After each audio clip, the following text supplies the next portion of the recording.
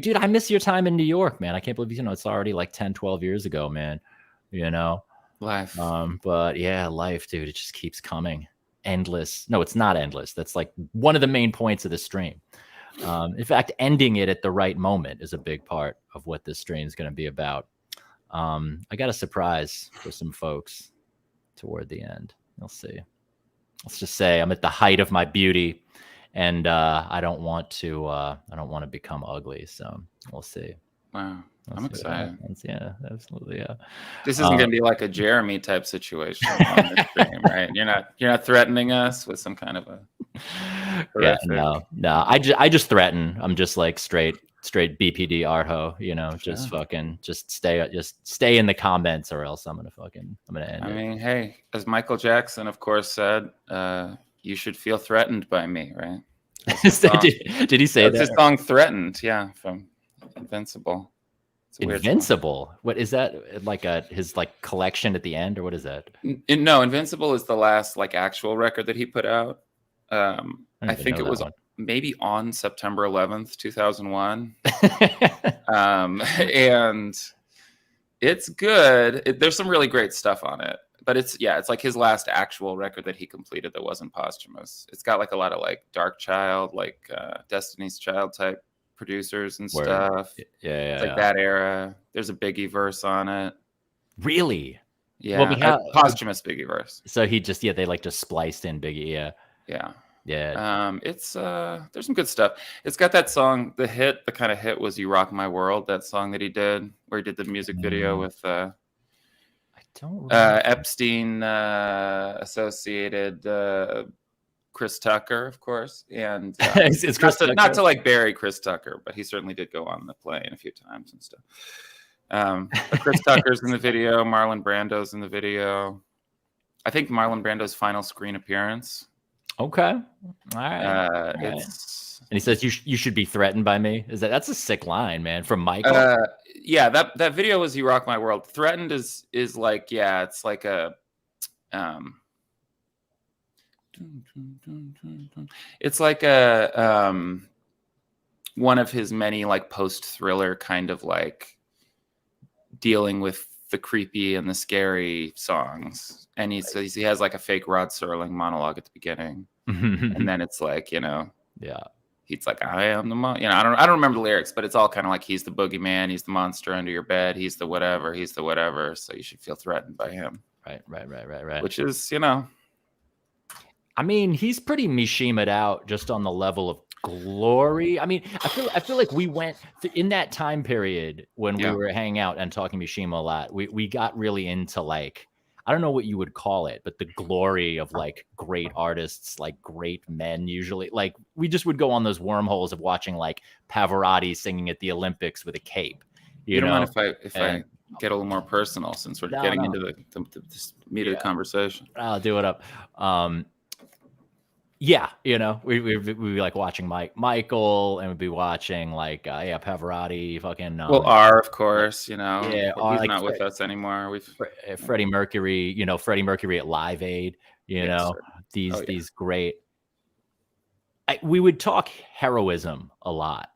I mean, I've been thinking about that idea quite a bit lately, even before we decided to do this Mishima stream. Right. Well, also, yeah, maybe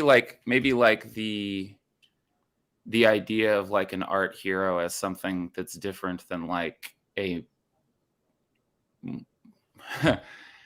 morally connected narrative hero, right?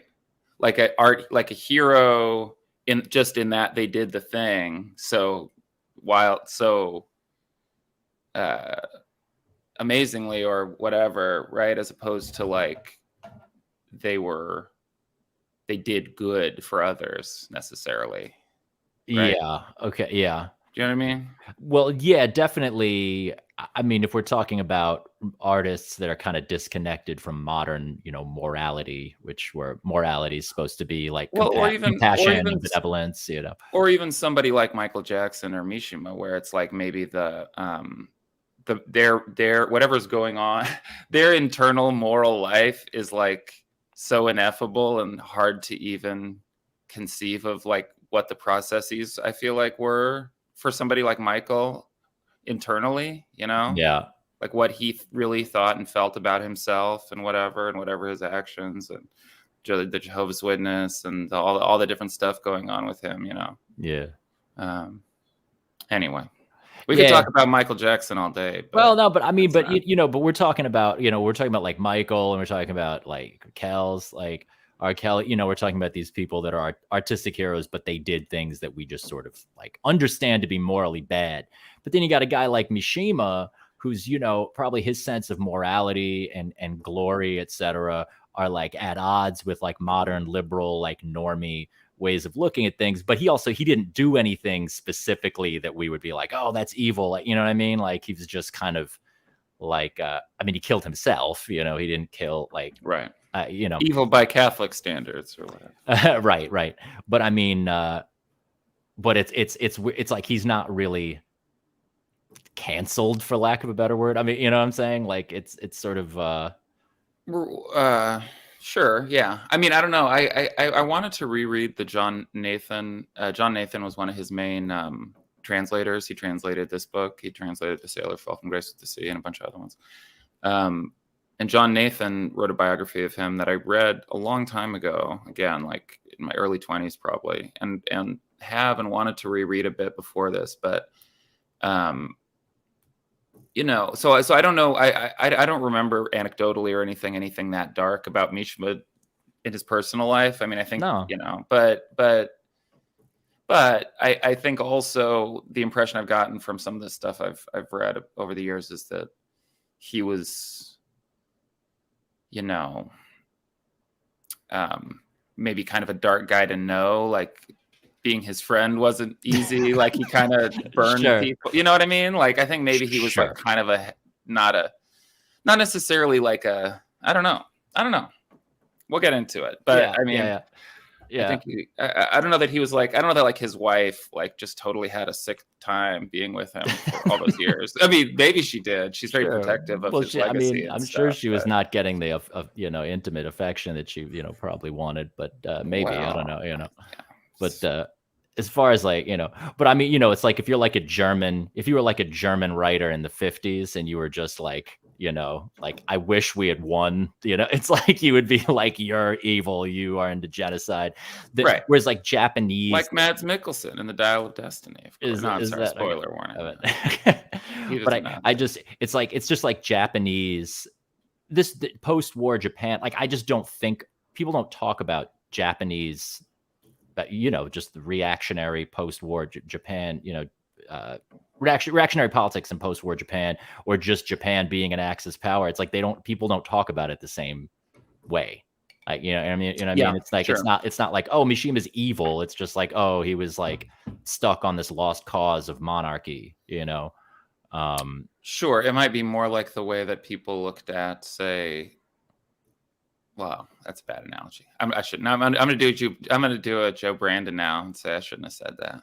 So, say it. Well, you didn't say it yet. Going to mutter off. No. I was going to say it's maybe a little bit more similar to the way that like at certain points in our history, people looked at like Confederate shit. Like, I feel like there were periods where people like looked at, like, some people in America looked at people having like the Confederate flag or the symbol or whatever as just being this kind of like, oh, they're just like, right. Like, you know, their lost cause is dark, but like, you know, it's like, it's just like their charming heritage shit or whatever, without not being like it's dark and they're fucking and they're Nazis or something. I should say that. Wait, does lost cause? I just use that. Does that actually mean slavery usually specifically?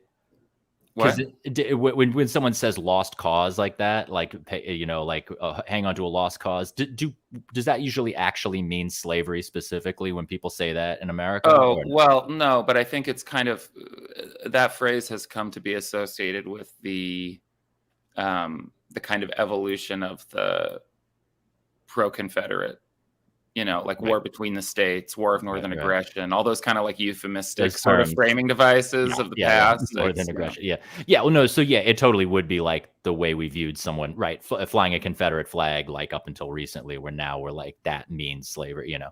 Right. As well, it should mean that, you know, be considered to mean that, you know.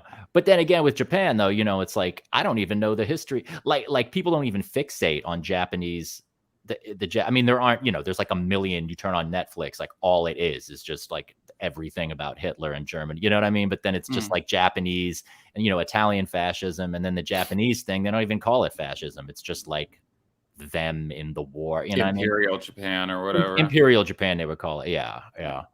But I mean, the thing that's crazy is just that, like, I was able to read this book back then and not be like thinking about it in political terms. Now, I mean, the book isn't a political book, but just given that, like, I knew that he did the militia thing and tried to, reinstate the emperor, et cetera, but like somehow I was just like, okay, well, that's crazy. Now what's up? Well, and like so many of his books, the actual setting is like, it's explicitly, they talk about like the house that the kid is in, that Noboru is in, was like occupied by the U.S. Army during the war, exactly. like post-war, and like that. It's all very fresh and like contextual around everyone. No, they're just describing the like cranes and like the construction stuff. I mean, presumably just rebuilding a city and and the mom, and the mother Fusako is like fully Western. She's like into Western stuff, and her whole career and this is house the fallen, is just suffused with.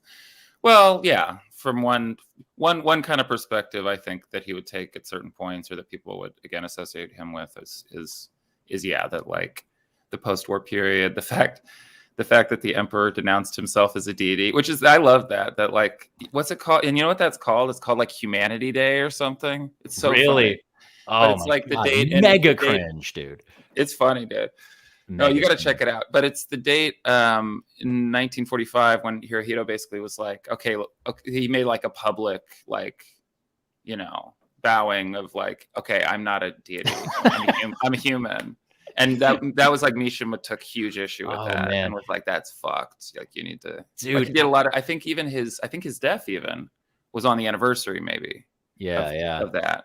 Dude, in 2036, when Kanye has to make that speech, President Kanye, it's gonna be a sad day on Twitter, man. You can believe that. Who do we got? Aniket. Aniket's bringing up. Oh yeah, first Mishima he heard was from Death in June. Right. What's the Mishima Death in June thing? That picture of him with the flower, did they do some shit with that? Well, I don't even remember. They did that. I mean, I don't remember the exact. Just the lyrics are just like riddled with Mishimisms. Sure. Sure. Yeah. Okay. So how about let's do a little spoiler alert for The Sailor Who Fell from Grace with the Sea. It's such a simple narrative, and if you haven't, it's a very simple story. Reading it back. Yeah. No plot twists. I mean, it's almost. I mean, what's going to happen. I mean, that's what's the scariest thing is when plot twist, no way. This is like, there's the inevitability of, you can see it's all clearly going to lead to this place. And then it's just this sort of like, very tense journey to everything coming into to all the stuff that you knew would come into existence at the end, coming into existence. Right. Yeah. It's almost, I mean, in addition to all the Oedipal themes at the beginning or whatever, it's like Oedipus Rex, and that, it's like a play, it's like a tragedy. It's like a tragedy. It's like a Greek or Shakespearean or any, and I think that I think Mishima even sort of talked about it in that way in some of the interviews that I've heard him when he's been speaking about this book in particular, that it's like, he wanted it to be more kind of heightened and classical, and like more poeticized and classical, and like a classic tragedy. I mean, it's such unity. There's just such unity in the thing, and purity. I mean, these are like things that he loves. The okay, right. So like TLDR of the Sailor Who Fell from Grace from the Sea. Noboru is a 13-year-old boy. He's got a single mom. His father died when he was like 8 or something. Mother falls in love with the sailor. Noboru, a sailor named Ryuji. Noboru's like spying on them having sex a lot. Well, a huge part of it, right, is that right at the outset, he discovers that peephole. Yeah. And just seeing the other room through this. I mean, there's lots of that, like, there's lots of that, like, just to be clear, there's lots of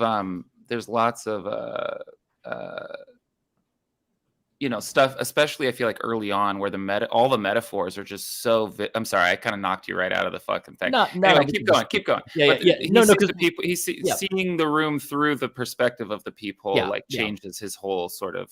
Yeah, this thing of like seeing the other side of like reality and stuff, right. So Noboru, so he's spying on his mom. His mom falls in love with this sailor, and they fall in love, and like Noboru is like looking to Ryuji the sailor as like possible father figure, possible hero.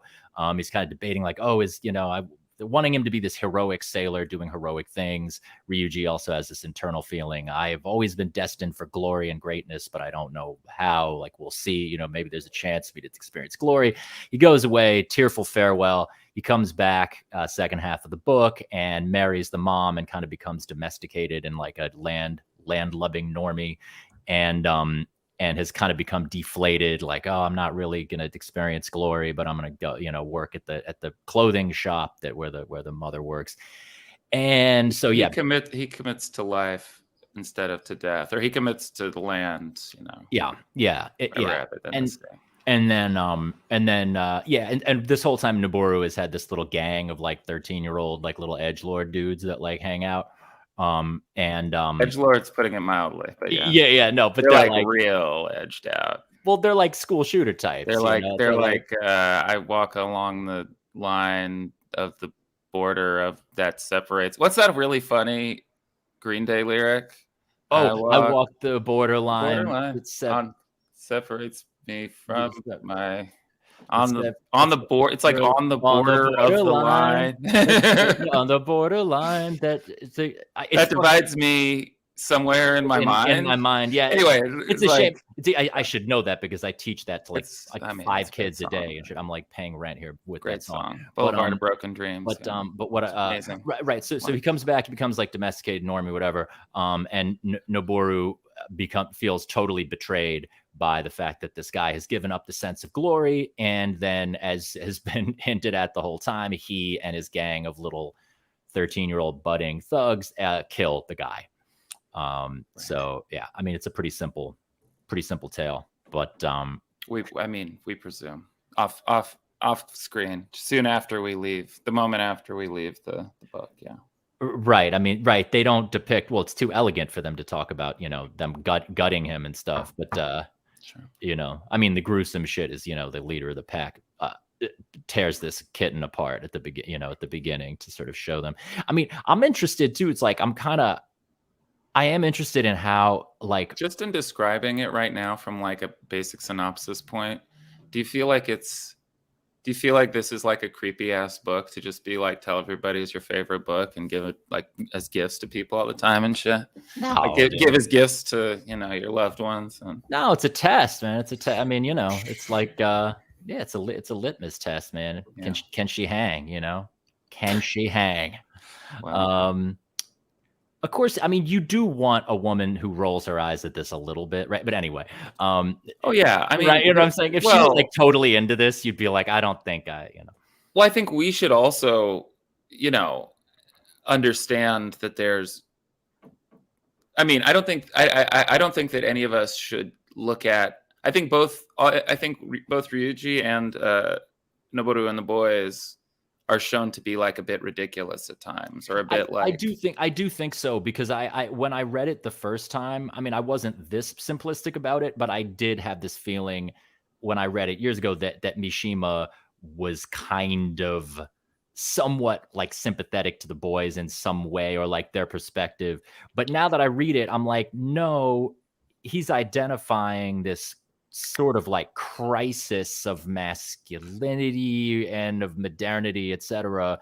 But like, he isn't like, yeah, the boys were right, this guy's a cuck, like, that's awesome, they killed him. It's like, it's not like that, because the boys, their speeches are confused. I mean, there's a confused quality. And you can feel it, and it's like, but it feels very real in a way. And I think he did a good job of writing these like very precocious, whatever, like smart 13-year-olds. Yeah, because I feel like, they feel that way, because they're like they're having all these kind of like synaptic, like all these things that are like hitting them, and they're like saying this crazy shit, but then they also are like still kind of like emotional kids in a way, but then they betray themselves, and then but they're all trying to kind of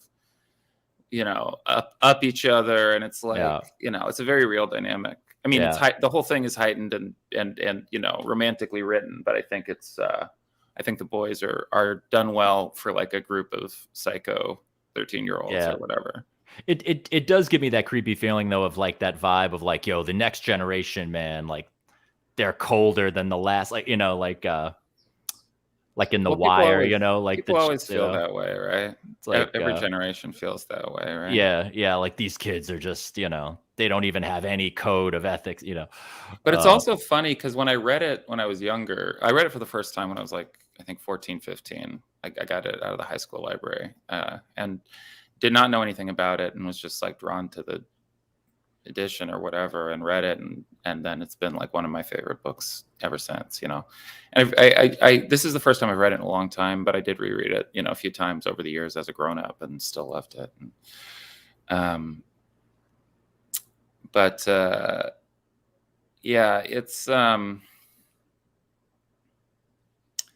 It's interesting. I didn't think about this when I first read it, but thinking about it now, it's interesting thinking about it kind of in connection to and in like the oeuvre of like 60s scared of young people books, right? Because there's like A Clockwork Orange, both the book and the film, right? And there's like Lord of the Flies, and these are all sort of like 50s, 60s, like 60s, right? Mostly. The kids are gonna just turn into like deranged, like the kids are just scary monsters. I mean, there was a whole nother wave of that in like the 80s and 90s, right? But right. What really happened is those kids just didn't have kids and were losers and played video games, actually, instead of like they didn't turn into monsters and shit. The kids from the 80s. Yeah. Or I guess, well, actually, no, but that would be a younger generation. That I'm talking more 50s, about like 60s. I'm talking more about like in like 80s popular culture, like Streets of Rage or like Cobra or whatever, where it's just like there's just like roving gangs of like vaguely punk rock like maniacs that are just like walking around with switchblades trying to fucking rob and rape everyone. Like New York 80s kind of, or LA or New York 80s, early 90s kind of hysteria, and also like fear of like black gangs and cities and stuff, and black people like fear, like mongering around that, and like crime and late 80s, early 90s. There's definitely but you're also but also that earlier Clockwork Orange vibe too. Definitely like I had these are different. No, I hadn't really thought about that. I mean, well, because with the hippie culture and stuff, those or beatnik earlier, this thing of like don't trust anyone over 30, that sort of motto of but it's like this would be they're like in this book, I kind of the thing that I had forgotten about was how the gang of kids, they hate fathers. I mean, they give a speech against fathers, and they're like fathers. Well, the chief in particular. The chief is like, fathers. Like it's the worst thing you can be. They concealing reality is what they do, and that to me is kind of interesting, because it's like when I think of restraining possibility, right? Yeah. Like, yes. Concealing the impossible or whatever. Yeah, and the sort of the true order of reality or something. And I kind of I forgot about that, because like nowadays a lot of this sort of reactionary, the kind of like men aren't men anymore. We need to go back to when men were men. Usually, like fatherhood nowadays, at least in my mind, is couched as like a very alpha masculine trad thing to be a father, like, you know what I'm saying? Like that's considered like macho shit in a way, or it's considered traditional masculinity or whatever. Whereas like in this case, these kids, they're trying to. I think a lot of those guys though, they may have children, but they may not really be doing very much like fathering type shit. You know what I mean? Like a Steven Crowder or who, like these kind of dudes. No, true. I mean, I don't think Andrew Tate doesn't have kids, right? But I'm not talking about what people are really doing. I'm talking about like the discourse and stuff. How it's like, having children. It's like trad. It is, and I mean, it's sort of like, but in this thing, the kids who are like supposedly like super fashed out or whatever, they aren't like, they hate fathers. I mean, maybe that's because they feel like their fathers were emasculated by the defeat in being defeated in World War II, because this whole thing, it's such a humiliated milieu there, I mean, they're just, it's like the whole country's been castrated, but Right. So I don't know, maybe they had the fucking atomic bomb dropped on them. This is insane, horrifying. Like, you don't get more cucked than getting nuked and shit. But this thing about hating fathers is just kind of like a weird, because it's like they're like, I mean, maybe it's sort of like they're hating the modern father who actually is there for his kid. Whereas maybe in ancient times or in traditional samurai times, maybe the father's role would be more like to go out and die in war. And, like your role as a father would be to achieve glory and inspire your son that way, right? Rather than like being there and toss the ball around. Like 300 style or whatever. Yeah. Whereas, like the best way to father your kid is to not be there and have them remember you as this guy that whatever, either died in battle or was on tour all the time, or whatever, like sort of glory. But what do we think about glory, man? What's glory to you? Because with Mishima, it's bound up in death, plain and simple. Big time, bro. Neither of us want to die consciously, but at least nowadays. But right, God willing. But we love glory, and I haven't, glory. It's something I say when I'm getting hyped up about going on tour, making a record, but I haven't really defined it super clearly in my mind. I don't know. Do you think of yourself as striving for glory, and what does that mean? And I'm sorry, I'm just reading what the chat's saying. Harder to go out in glory when atomic bombs are dropped, cities fire bombs, Soviets invade Manchuria, and big time starts admitting he ain't a living god. Mishima was really bummed that the emperor said that he wasn't a god. He was so pissed, dude. He was like, "You motherfucker!" He's like, don't say that in front of people. Like, when you're with the boys, you can admit that you're not a god, but you don't say it. He never really forgave him for that one. So I think I mean, I would say glory seeking for me personally, definitely at least a very large part of my life from, my, say, teens till sometime to be determined to the present. You know what I mean? Like wherever you want to kind of look at it as sort of like, like leaning back on the gas a little bit here and there. I have a son. I have a 9-year-old son. And I think that's alpha as hell. I mean, not that you're worried about how I view that, but in my head, that's hardly a defeat. Thank you, I appreciate that. Did you know that? By the way, my son's Akira's generation is going to be called Generation Alpha because they're the next one after Z. Right. Have you heard that? No, I have not actually. So yeah, I think it's so funny. Yeah. I mean, it's cool, but it's also like the people that are like kids, like in elementary school now, it's cool. But then I'm also like, so fuck, is the next one going to be Generation Beta? Yeah. I mean, by that time, I don't. The whole concept of generations will have broken down because we'll all be so like cockroached or whatever. Well, I also think, I mean, just those words, people won't be like thinking about that. People won't have words to speak with each other anymore. They'll just moan in pain and despair. But you were but back to glory. You were saying you're saying your view. So yes, right. For sure, for 100%. Yeah, whatever it means. I also am a huge fan of the movie Glory, by the way. If you guys haven't fucked with that, it's a great movie. The Civil War movie. You seen that, right, Charlie? No, actually. Oh, it's so good. That's with Morgan Freeman, right? That's like. Yeah, Morgan Freeman. It's young Denzel, young Andre Braugher, Matthew Broderick, of course, Carrie Elways. It's a great movie. All right. Check it out. Anyway, Glory, I think, it's I didn't look at any kind of dictionary definition of it, but I feel like, in my mind, at least in my imagination, it always has kind of a quality of like ineffability, or just like it's something that's like it's some kind of a transcendent layer to a life, or to an experience, or to a whatever, right?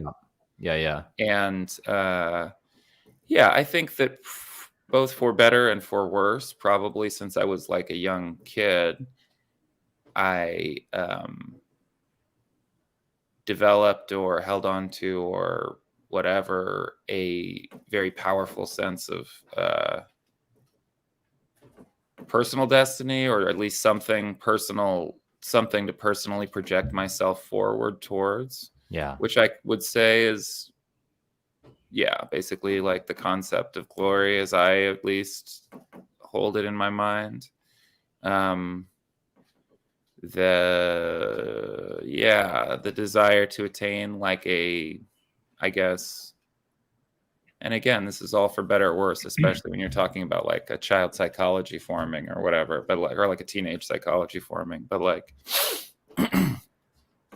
the sense that whatever you should do should be, I guess, largely impactful in some way, largely impactful in a cultural way, or in a yes, significantly, dramatically remembered. Renown is part of it, and that's what I Right. mean when I looked up glory on dictionary.com this morning. I was like, oh right, that's the basic thing that people say is renowned for great deeds, which right. I mean, I've always been on that. When I think of glory, that's kind of implicitly what I've thought about it, but I've always thought more of the deeds than the renown, the greatness of the deeds more than being recognized. Or at least I would think that, like, I'd like to think that that's what it's about, but like, no, it actually is about recognition, in large. Well, the movie Glory is really about the deeds, because they all just fucking die in a hell. Spoiler warning. Right. But it's not like they're all like enjoying their, it's just like what they, these black unit in the Civil War, one of the first black units, and it's very. It's of its time, and maybe a little schmaltzy at times, but it's a really good flick. I don't know why I keep coming back to talking about Glory from it's the word 1990 or whatever the fuck. 90s movie. Yeah. Glory. I do have a very distinct memory of theater hopping with my older brother Noah when I was a little kid, and going to Glory and that era's remake of Lord of the Flies on the same day. Word, yeah, and that was that was a vivid double feature. Yeah, it's funny. Like Lord of the Flies is totally like the kid militia vibe from this Mishima book, but not, there isn't really the glory, the glory. I mean, the thing that's interesting is, in this book, I mean, they By the way, Aniket said that Ed Zwick, the guy who directed Glory, also directed The Last Samurai, which I have not seen. Nice. Okay. All right. But of course, Mishima himself, in his own way, was kind of The Last Samurai. He fancied himself The Last Samurai. I mean, that's the thing. People, they know about him. Yeah. He was from the samurai family. So it's like, that's, it's not just like, see, that's the thing. He wasn't just LARPing. Like, he wasn't like just some guy on the internet, like typing like return with a V and stuff. I mean, he was like really, actually from this like samurai family, it's like, so there was some aristocratic pretensions, but also roots, but it's also like with family lineage and stuff, it's always so like self mythologized and self-narrativized, right? Like, who knows? Very selective, romanticized. But I think supposedly he had an ancestor that was like Ieyasu from the whatchamacallit, Tokugawa era, the shogunate. Like, he had like one of his ancestors was like, for example, like one of the families, I think, that's like vaguely depicted in Kurosawa's Ron. Okay. Ieyasu, or at least he takes the name. Anyway. Yeah, I know. He was like an actual samurai lord from back in the day. Word. Yeah. He traces, yeah. This is RJ Mioto asks, what about Bataille's concept of glory? It's very similar, man. As being I love Bataille so much, and yet I'm not familiar with his use of the word glory. So if anyone wants to, I don't remember. RJ. I think I've only read The Story of the Eye. Mishima also was into Bataille, though. Bataille for sure. I mean, the Bataille Story of the Eye it's not even really my favorite. I mean, his stuff like his philosophical essays from like the Visions of Excess collection and eroticism. But RJ, if you want to drop in some Bataille, some ideas, what Bataille's Bataille Jules. What his concept of glory was. I mean, I imagine it's gonna be like pretty perverse or something. It's gonna be like just like having projectile diarrhea or something would be like the height of glory or something. Right. But any good Jean Genet quotes on glory as well. Oh yeah, right. I know Mishima read Genet when he was young. Yeah, bro. Yeah. So just just straight homo fash, dude. You got it. There's a lot of it. It's all about homo fash. I definitely like. I mean, Tom of Finland is like pure kind of fast shit, right? Is he fashed out? I'm not sure. No, I don't mean personally. I mean the aesthetic of the artwork. The aesthetic is yes, absolutely. Because man, I always with like glory, having a mustache is like fash, right? It's also hipster, whatever. But I mean, for me, like artistic glory, I feel like I felt the most experience of glory by touring. I mean, that really is that for me is always the most glorious, and it's sort of I might have even read The Sailor Who Fell from Grace with the Sea. I might have even read that on tour. I don't think it was the tour that you and I went on with Extra Life and you solo, but yeah, dude. And this thing of the sailor, man, like there was this thing of like, some sailors like, do I love the sea or do I hate the land? Or there's something where he's like, sailors hate the land or love the sea. And then they become confused and fall into this limbo where they can't tell which one it is, and I used to really romanticize, you're like pulling away from the town and like waving goodbye, a woman in every port, this kind of thing. But I mean, I think, yeah. I think, there's also, again, it's a combination of things, right? Like again, Ryuji, the sailor, the titular sailor, his relationship to it is very complicated, and it's like there's some kind of just like pure like desolation and boredom and just like being a bit of like casting himself out from society and just being like fuck all these people's lives, but also he's like kind of lonely and weird, and he like listens to popular songs and cries and no, he's kind of a weird emo, he's like an emo guy, like sort of, and again very like self-mythologizing guy, right? And we see him to be kind of cool and admirable and or whatever. I mean, kind of like we like him sometimes, but also there are points at which he's a little bit like almost comical in his like as the boys are, in different ways. And I think that Mishima probably relates or put the most of his own feelings into into Ryuji more so than the boys. I mean, I think there's probably an aspect of him that relates to being like this 13-year-old psychopath who's like, I'm constructing a mask. These people don't even understand, like just like all like fucking too smart and whatever. And like, like being like, I'm going to harden my heart. That's a thing too that I remember. So, okay, Glory, you asked me about Glory. Yes, Glory, I was into it. Now it's more complicated, but it's always where my soul will reside, but I first read the book when I was like 14 or 15. It was basically right at the same time that I started to get really serious about music, like making music and playing guitar and shit, like very, very intensely at that age. And I had just moved from LA to the Seattle area to Bainbridge Island, which was like a very weird and very isolating, like kind of culture shock for me as a young man, young 14-year-old or whatever. So it was weird reading it again and realizing that like when I read it, I was basically like the age of the boys. I was like a year older than the boys in it or whatever, you know? Yeah. And probably enjoyed it in kind of a different way and on a different level in some ways the first time I read it, you know? Yeah. But I think that what struck me so intensely about it then, and still does, is like just like how beautiful and stimulating and dense the metaphors are that he's, especially early on in the book, when it's like the first stuff where you're meeting them and it's like Noboru like first looking through the peephole at his mother, and then the mother meeting the sailor and like him having all these crazy like revelations. And it's like this feeling when you're like around that age, 13, 14, whatever, 15, where you're having all these kind of like intellectual art and, you know, aesthetic and like awakenings and ideas, and they're all sort of like blowing your mind all the time, you know?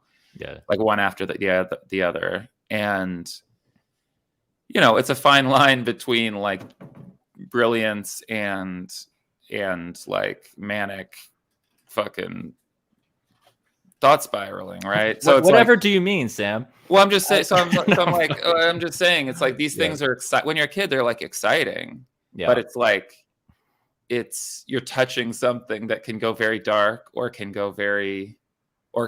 you know, make you David Bowie or something. You know what I mean? Man. Yeah. I mean, he's this thing of like peeking through the peephole and watching his mother's bedroom. It's like, he keeps talking about how it's like he's experiencing like the edge of reality, like the outer edge, you know? And there's, it's like almost psychedelic at times. I mean, it's not, but it's like the way, again, it's like the way that he constructs the metaphors. And I feel like, especially in that early portion of the book, or like when, you know, in any of the really like more like internal poeticized portions of the book, like when Ryuji is talking about the sea and his conceptions of this, or when Noboru is talking about his conceptions of this or whatever.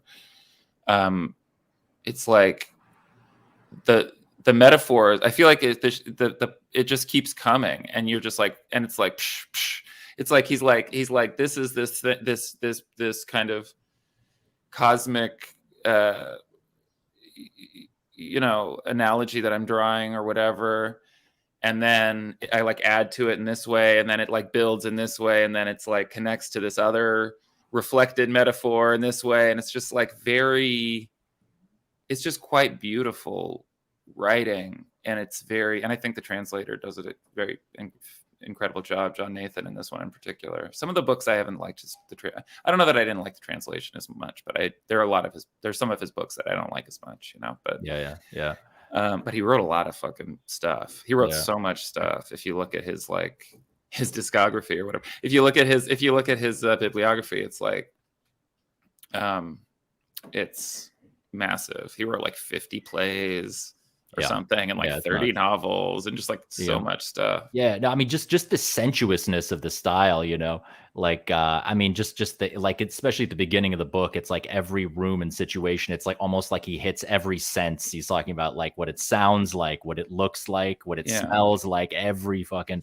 And he really makes it like a painting, you know. It's like very painterly in a way. I mean, you're talking about psychedelic. When you use the word psychedelic, it's that resonates with me, because when I was reading it this time, I was feeling like everything like trembles. You know, I just feel like everything that he's describing is like tremulous. It's charged with energy. It's charged with energy. There's always like light reflecting off of things, and like things.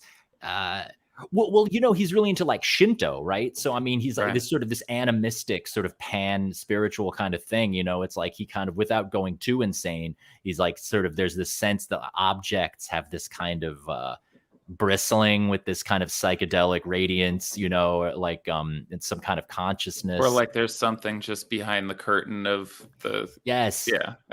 yes. It's like, but I feel like with the sort of this thing of like him not really being on the side of the murderous children.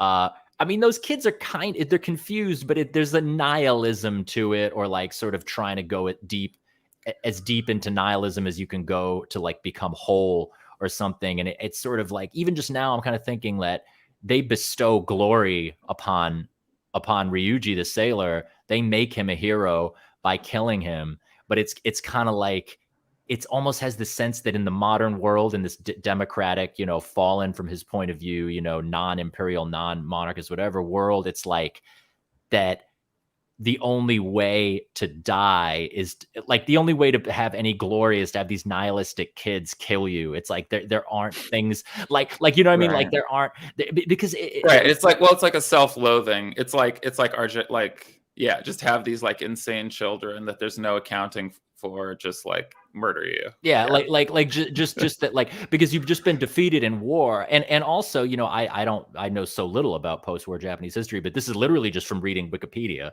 that they're talking about how like there was like a Japan signed something that they were like not going to go to war anymore. Like they got rid of the army. Yeah, like that was one of his I think his other big sticking point. I forget which one. It's like the 9th article or something in the Constitution. I don't know. I think I sent you the notes, but yeah, there was a specific, you know, constitutional agreement after the war that Japan would not like have an army to go to war with, and like do anything militarily. I mean, it's kind of like the most basic self-defense, which is, you know, I think.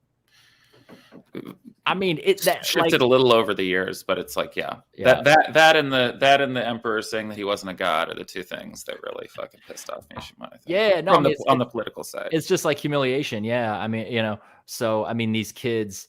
I mean, and you know, the kids, like when they're gonna kill, when they decide they're like, yo, we're gonna do this. They're like, aren't we gonna go to jail? And like the leader was like, no, there's this new law that children children under 14 can't be prosecuted for anything. And they're like, we're going to be 14 in a couple months. This is our last, you know, it's like the end of summer. He says, he says the end of summer. It's like super bad. It is. Well, but it is in winter, right? It is in winter, but I'd say, you know, That's really funny. Yeah. The chief specifically says, and again, the chief, he's only called the chief. He's just the character who's the leader. He's like the thought leader of their little gang of psychos or whatever. Yeah. So the chief specifically is like, this law, like they're giving us permission. Like they're giving us the power. They're empowering us to fix the world by killing adult or like murder. Yeah. He says that murder, again, you know, it's not like I, as a 14-year-old, was like down with the chief, you know.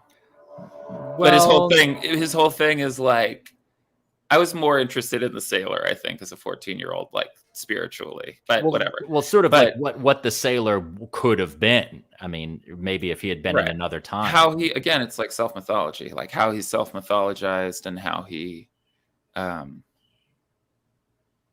conceived of his life in a way that ordered it in a way that made sense to him. Right. Yeah. Which is what the boys are also trying to do. But it's funny. Yeah. It's funny when the chief is like, this law proves that the adults want. Oh, he calls murder. He's like the whole world. Basically, he's like the whole world is bullshit. It's fucking nihilism. But murder, things like murder, by like piercing the veil of the fake society, can fill a mirror the way a crack can fill like life with meaning in the way that a crack fills a mirror, right? Okay, like these are the things that are like the formulations in this book. The flights of fancy. Yeah. Well, I mean, if they've sort of outlawed military force, I mean, that means people aren't going to be dying in battle with that glory. So then the only way you're going to have glory is through killing. And killing as in being murdered. You know, murder is different than killing than killing in battle, right?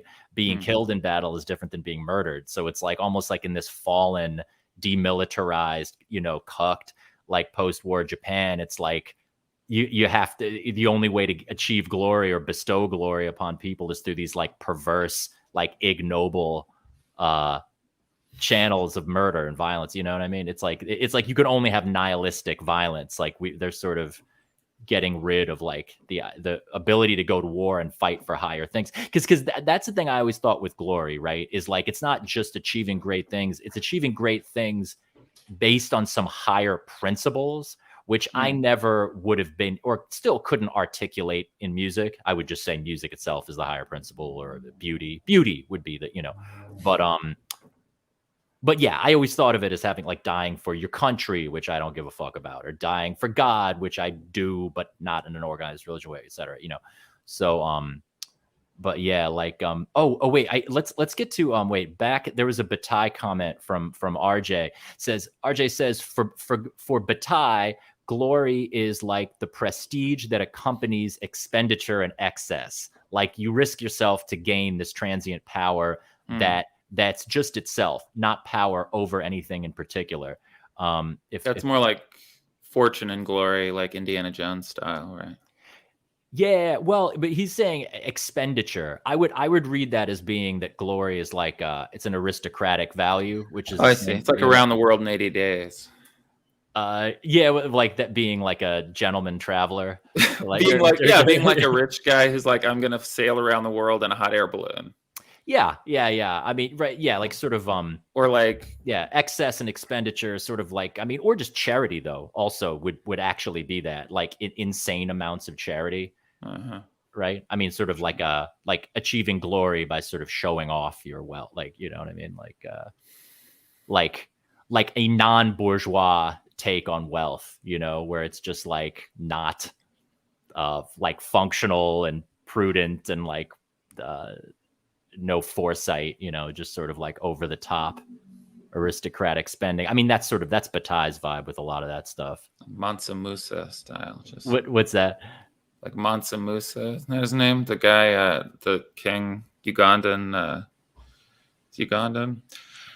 old African ruler king who was like supposedly like in relative money, in relative value, like one of the wealthiest person of all time, or like one of the wealthiest people of all history, or whatever. Yeah, is that when was that? Is that contemporary, like recently? Oh no. I'd say it's like ancient, like word. The richest man ever. Yeah, I don't know. I don't want to get misquoted on Mansa Musa here. Right. Well, the Wikipedia is our friend. He was the 9th. Oh, Mali. Okay. Oh, that's sick. Yeah. I was way off. Oh yeah, that Aniket got that. The Mali Empire, and we're talking 14th century. Mansa Musa. Yep. That's sick, dude. Mali is still sick. I mean, culturally speaking. Is it? Yeah. I guess, man, music and films from Mali. You definitely have always had a vibe with your artistic world building and self building that is heroic. And that's not me. I don't mean that just to say like, just shit rocks. I mean, like, I mean, heroic. I'm your hero. You're not just saying it to be like, Sam, you're my hero. Sam, you're my hero. But right. I mean, heroic, like as a sort of vision for yourself, man. I mean, maybe talking about it takes the edge off. I don't know. But I sort of, I don't know, like a lot of that stuff, especially around the Showband, era, you had a lot of stuff about sort of, I don't know, this heroic thing of like fighting against all odds and sort of, like. I was very inspired by Rocky Balboa. Yes. Joe Frazier. Yes. Mishima. Although I think, I look at Mishima a bit differently now, even than I did in the past in some ways. But I think he's undoubtedly artistically a hero and achieved great artistic glory purely from the depth and amount of his work, that like the insane amount of shit that he made, so much of which is quite deep, Yeah. And the ultimate realization of his various art projects, which was his planned and staged death. Right. Yeah. And I feel like David Bowie, who died recently, sadly. Unlike David, I kind of feel like David Bowie really, in whatever way, I don't know if it was like assisted, time of death or whatever. I have no idea, but like I feel like he really curated his death, where it was like, I don't know if you remember, but it was like that weekend that I think this record came out, Black Star came out, or the first video had come out, and then like I think the record came out like the day he died or the day before he died or something. And the video for Lazarus, which is incredibly heavy and like about him kind of like reckoning with dying and stuff, is like came out I think the day after.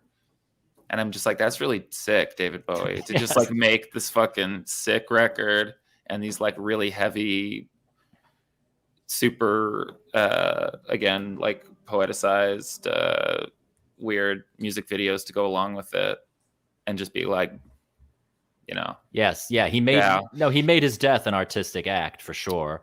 Right, which is deep, and not and on the Mishima level. I mean, not on the Mishima level, but Mishima super did that too.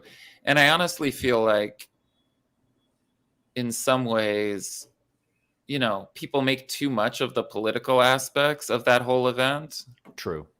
And I feel like it's like the proper understanding of it is much more that it was just like what he had to do as the next step in his art madness, his artistic madness, you know, because like and somebody mentioned in the chat earlier, Bataille mode. Somebody mentioned in the chat earlier this really good Paul Schrader interview on Dick Cavett from back in the day, which I also rewatched recently. Paul Schrader, the guy that wrote, of course, Taxi Driver and Raging Bull and others. He directed the Mishima movie in the 80s, early 80s, I think, right?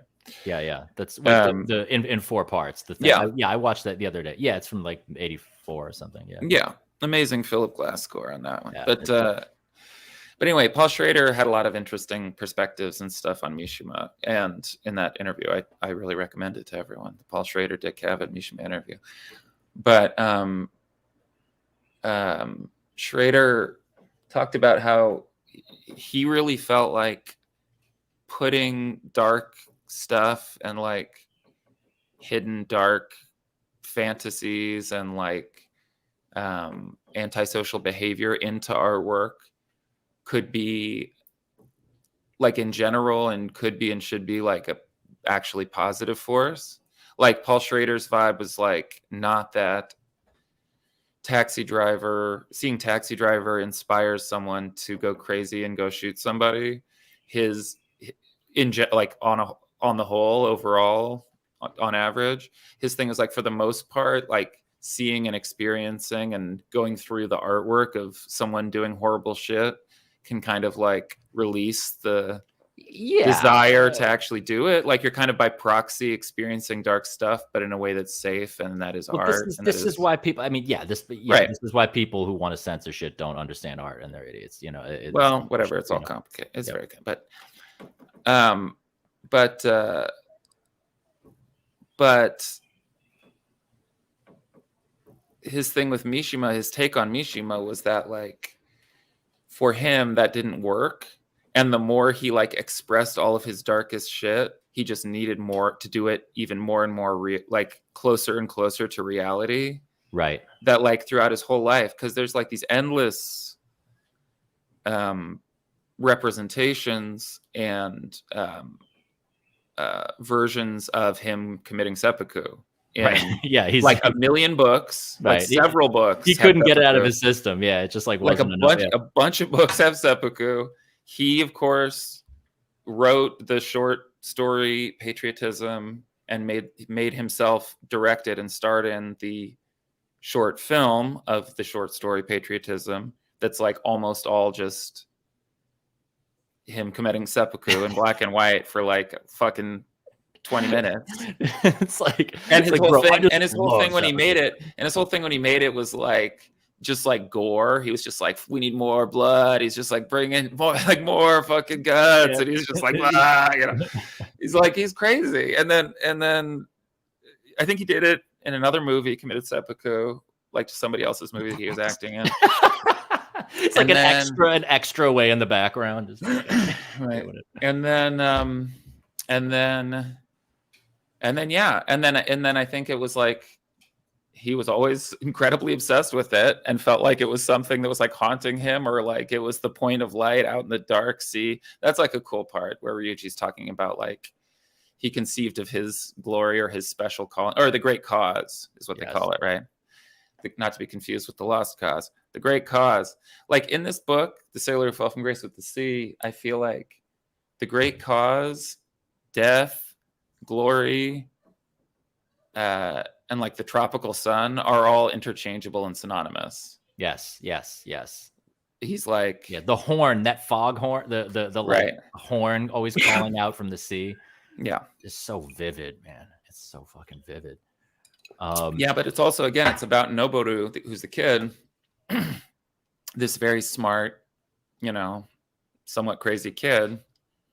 It's about him having this moment of like crystallization, or this perception of like ecstasy in the tableau, and it's like and everything, the order of the universe. And that, again, it can be like something very beautiful if you're like whatever, Van Gogh or something, or it can be just like mental illness. And it's kind of it's hard because it's fun to read about and write about and experience, but it's also like it can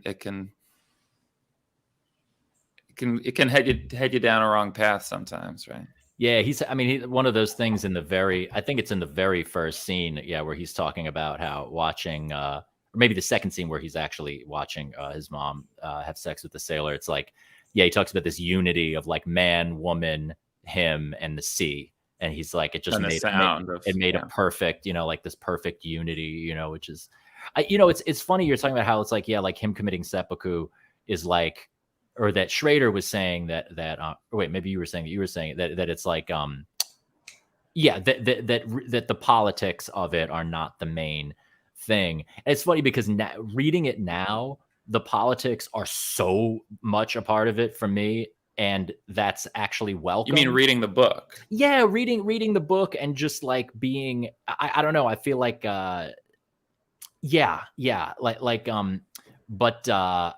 I think the politics are part of it, and I feel like the politics were like a potent aspect of Mishima from a certain point to the end, where he like genuinely did have, at least a part of him, have pretty like right-wing reactionary feelings in some ways, but also just had like sort of anti like materialist and anti American empire feelings, which are somewhat legitimate. Well, they're also somewhat like left-wing, man, because you see him in that movie when he's like addressing the student protest. He's totally getting on some Steve Bannon like Red Brown Alliance shit. Like it's the exact same thing as now, where he's like, I also hate capitalism. Like, we kind of agree. Like, let's get together. And they're like, boo. And he's like, I hate it too, though. He's like, it's liquidated traditional values. And they're like, that's not why we hate it. Like, it's like that kind of thing, But, Mishima, like Michael Jackson, and like, I think a lot of the artists that I might personally find the most, at least when I was younger, find the most like compelling and inspirational or whatever, I think Mishima is clearly a study in very painful contrasts that are like warring against each other inside himself, right? Yeah. Well, he also, one thing he's like in constant, like it. Well, and the other thing in the Schrader interview that's interesting, and I don't know. I kind of want to reread the John Nathan book, the bio, but one of the things that Schrader says about him is that he feels like Mishima was kind of, he keeps saying, and I don't know that this is really correct to the modern modern understanding of this diagnosis, but he kept saying he thought Mishima was like a highly functioning schizophrenic, and by which he meant that like he thought Mishima had like several different totally compartmentalized personalities and like masks, like Confessions of a Mask.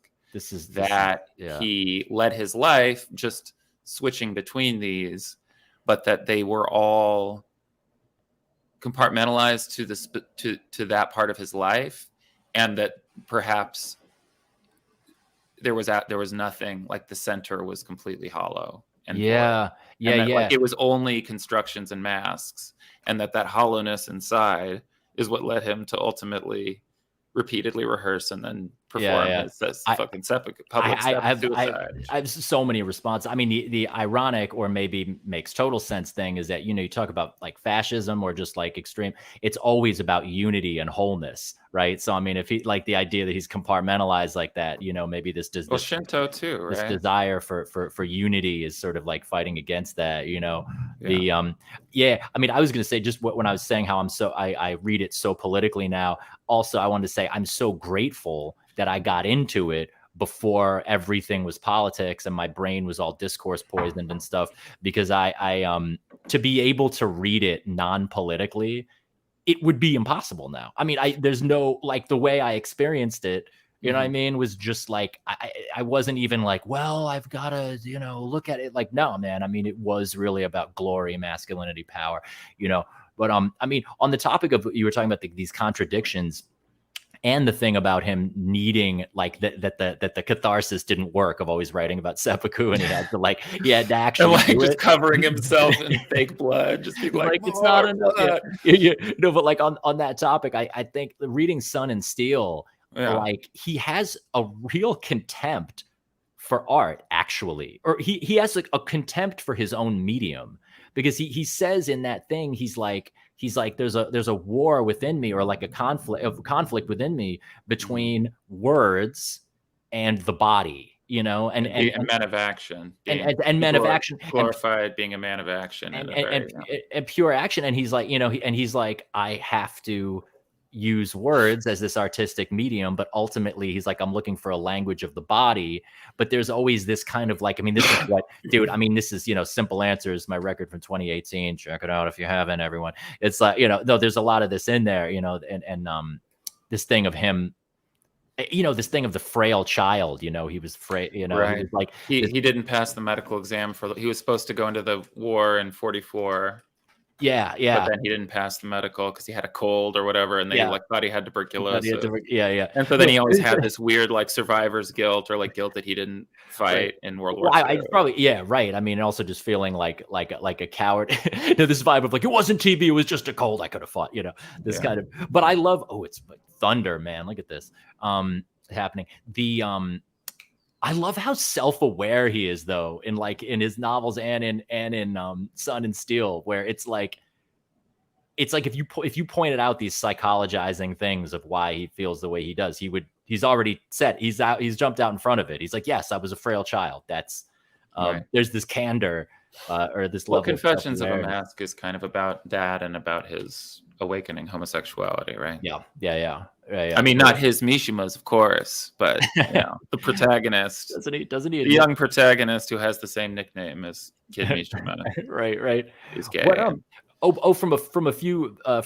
little bit ago in the chat, I liked Aniket brought up. He said, was Mishima this combination of the traditional samurai viewpoint combined with the Western literature influence? He says, I always assumed it was a mix, samurai and dandy, making him hard to place. The dandy vibe, I love that, because I talked in my live stream with Nick Dollinger. He's a huge Mishima head, and he was talking about how he loves Mishima because he's like a Ken doll, which is like part of your thing of the schizophrenic, you know, of him being diagnosed as schizophrenic, that he like a Ken, or like a Barbie. He was not diagnosed schizophrenic. I think Paul Schrader was just his vibe. No, I mean his diagnosis, his armchair spitballing. But that Mishima was like, you know, there's the side of him that's the warrior who literally killed himself and is like all fashed out, and it's like the most serious thing. But then also, this actor and model and like athlete guy who, you'd like put on different Ken doll like outfits, you know, like this is movie star Mishima. Like the image of the dandy is pretty sick. I mean, I do. There's this power. There's this power to that without question. I wanted to make sure I told you this, because this is something funny and dark, but something that I knew that you would really specifically appreciate. Was so later in life when he was like, you know, not long before he died, when he was training the dudes and the whatever they're called, when he was training his militia, the Shield, like Shield Society or something, And he was like bodybuilding and taking all the pictures with like this with the katana out in his underwear in the snow and all that, like, and all the weird. And speaking of painterly, like, another really weird thing with Mishima is that apparently the first time he was like had like sexual feelings and like masturbated or whatever when he was young was looking at the painting of Saint Sebastian impaled by all the arrows. That was his first, because he posed as Saint Sebastian. I mean, and then later in life, again, like in the same period when he was like getting buff and stuff, he posed as Saint Sebastian as like the object of young Mishima's first sexual desire. And it's like all that stuff, and the stuff with in the being book, pierced. So with that, Mishima's a bottom then? I don't know. Yeah, we'd have to be interesting. I don't think it's that simple. I think he's both. He's a switch. No, I mean, I think he's like, he becomes the entire image, and he's both the arrows and the man, and he's, you know what I mean? He's like, yeah. I mean, we're getting way over our skis here on the. What are you kidding? If not us, I mean, who's even gonna? Ben Hill. But I was gonna tell you, apropos of stuff like Simple Answers and like your past interest in weightlifting and bodybuilding and stuff like that. That in that Schrader interview, he also says that Mishima only worked out the muscles that he specifically needed or that were engaged in seppuku. So his legs were like small, but like his stomach and his arms and his like upper body was just like super strong because he had to like to actually do it. That is so based. I like it's really fucking funny. Strange. Yeah. Let's see. We got more comments here. The whole Crom says, "Ooh, he's schizo" is such a cop out. That I was gonna say that. Like that's such a thing that people when they're threatened by someone's like creepy shit. Next level. He was crazy. Same thing with Nick Land. They're like, hey, the only reason he's racist is because he smoked meth. I'm like, bro, like, come on, man. Like that's. What about Kanye though? I feel like Kanye's having some, has some mental breaks and stuff. Yeah, he always. I'm not saying cats aren't crazy. I'm just saying. I agree with Crom. It's like it could be this where people don't want to deal with something, so they chalk it up to mental illness as this way of compassionately, opting out of having to deal with that. They maybe relate to these certain aspects, or just copping out like oh, he wasn't really touching on truth because he was crazy. This is just. Making it like it's outsider art, and right. So that you don't, so you don't have to deal with the actual revelations or whatever. Yeah. It's like Wesley Willis. It's like no, actually, he was on to some, right, like Scriabin. Right, like Scriabin. Yeah. Oh yeah. Another guy that went just buck at the end. George Mond points out that Paul Schrader also wrote The Last Temptation of Christ. Yeah. Christ is a G. Yes. In fact, yes. One Final Round is the music video that has the reference to seppuku. Well, it has the reference specifically to. It has like basically recreations of scenes from Mishima's short film of patriotism intercut with other stuff. I totally forgot that. Yeah, that's if everyone. Yeah, people need to check this out in addition to Sam's other work. Yeah, we're talking about. Yeah, his band from early 10s, the Sam Mickens, Ecstatic, Showband, and Revue. So that's, the video for One Final Round. That's available online, right? I assume. I have the 7 inches from back when I was, but yeah. I think so. Yeah. I was in that video, man. I missed. You are in that video. Is Tip Top still around? I have to check it out. I haven't been in Bed-Stuy lately. That video is.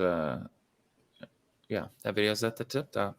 Yeah, I think it's probably still there. I don't know why they would have gotten rid of it.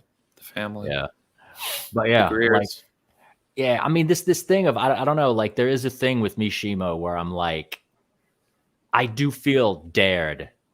I feel dared by him. I don't want to die. It's like the last thing I want to do. I'm like just getting started over here, but just like this idea. I don't know. It's like I talk about glory. Talking about this glory of like going on tour is like glory, love the sea, hate the land, higher values, sort of achieving greatness for renown. But there is this thing of like, if you're not dying, if you're not making that the ultimate sacrifice, I don't know. Like your life isn't enough sacrifice. It also requires your death. Right. I know. It's like I sacrificed everything, like all the other paths we could have gone down, but I often, my line when guitar students inevitably, especially kids, they're like, how did you get so good at guitar? And I always say I did this instead of life. Like that's what it's like everything that you're going to do, I did this instead. So like, I guess, but that's not death though. You know what I mean? No, it's not. So I don't know. I mean, this is like, I'd like to think it gets me thinking, what would I die for? What would people that I know die for? Mm-hmm. What would you, what you would die for your family, probably for Akira, right? I mean, I assume, or. Yeah, for Akira. Yeah. Yeah. But I don't know. I feel like sometimes those things you have to sort of rise or fall to moments and circumstance and history too, right? Because I feel like there are like,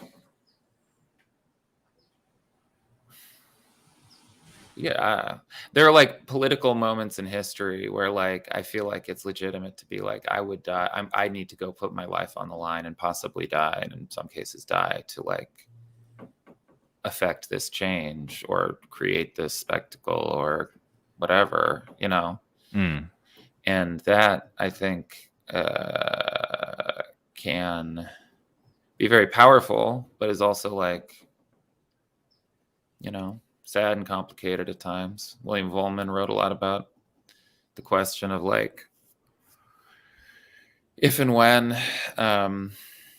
violence is ever justified, essentially, right? In society or in political situations. Well, that gets into like, would you kill for something? Would you die for something? Would you? Well, or self-violence, right? I mean, like, right, if you have like the monks lighting themselves on fire and shit like that. Yeah. Or Tiananmen Square or something. Yeah. So it's like, you're kind of saying like, right, there are things that being like the Black Panther. You think, right, you think like in a certain situation you would die for something, but it's like, right, it's not. You're like, the thing that we're doing is so serious that if I get killed, it's in the course of doing it, it's like, so be it. Right. Yeah. But you're saying, right, there's nothing off the top of your head where you were just like, in principle, I would die for that regard. Because here's the thing. It's like with Mishima, he's like, I often think about this. I'm like, he's supposedly dying for this cause, but they know that they're not going to making the emperor say he's a god again. Yeah. Like they know, or they pretty much know that that's not going to happen. So it's like, in a way, I think to myself, I'm like, okay, is he really dying symbolically for ultra nationalist, like reinstating the emperor? Or is it more like he's just dying for the idea of dying for something? Like that's almost what I get inspired by it. You know what I mean? Because I just like, nationalism to me, I'm just like, there's just no resonance there at all. Right. But there is definitely a resonance of like the idea of being willing to die for something, nation, your son, whatever, I feel like I would say I would die for my music. I would die for it. No question. But of course, what would that practically even mean? You know what I mean? Someone's like, you have to die in order to make the next record. If a dark version of like a Bill and Ted's guy from the future came to you and was like, I can either shoot you right now and your music will live on, or I'll erase it right now and you can live. Yeah. I want him to shoot you. Yeah, yes. Like if he was gonna take it off Spotify and all that shit, and he was gonna like erase all the files and stuff. Yeah. Yes. You just like put the gun in your mouth and shit. It's like Bandcamp is down for a day, and I'm just like, oh shit. Well, I'm sorry to hear that. Sorry to hear that, my friend. No, I would die for the shit for sure. Right, right. Yeah, well, if I would say living on or not. Yeah, I would say that for me, if you're asking, the calculus changes quite a bit once you have a child, or at least it should. Ideally, I think it should. Yeah. So for me, I feel like I'm far less comfortable.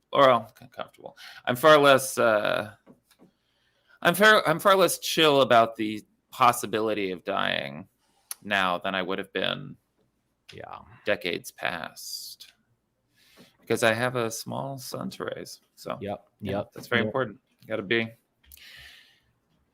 there, man. You can. Yeah. So but then there's setting a heroic example by dying in battle. You know what I mean? It's like, of course, that's the old fashioned, right? You know. But I think the thing you also have to reckon with or consider intersectionally with I'm kidding. with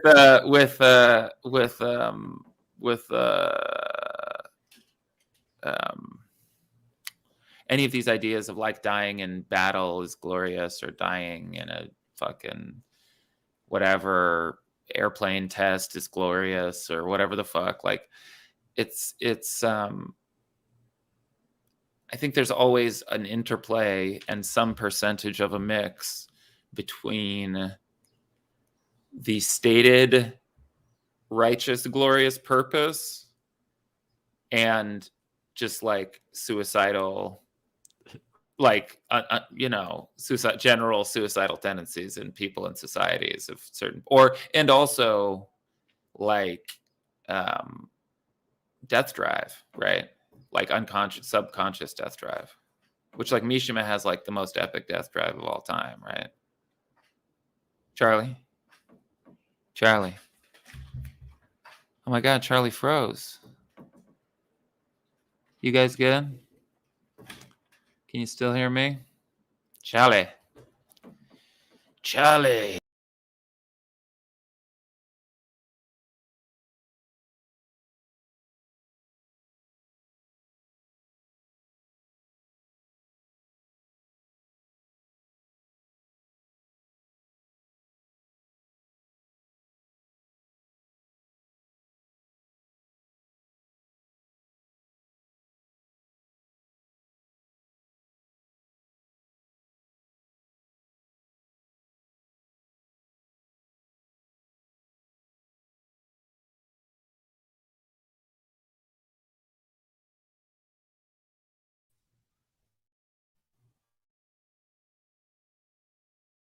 We're back on the air.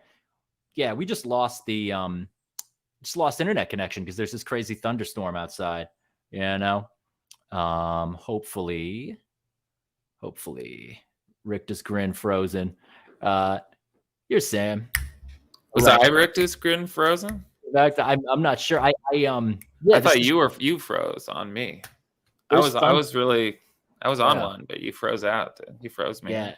No, this is no, we got this dramatic thunder and stuff, you know. It's like is it like there's a crazy storm in New York? Yeah, that's what I'm saying. We've like, agitated Zeus in some way.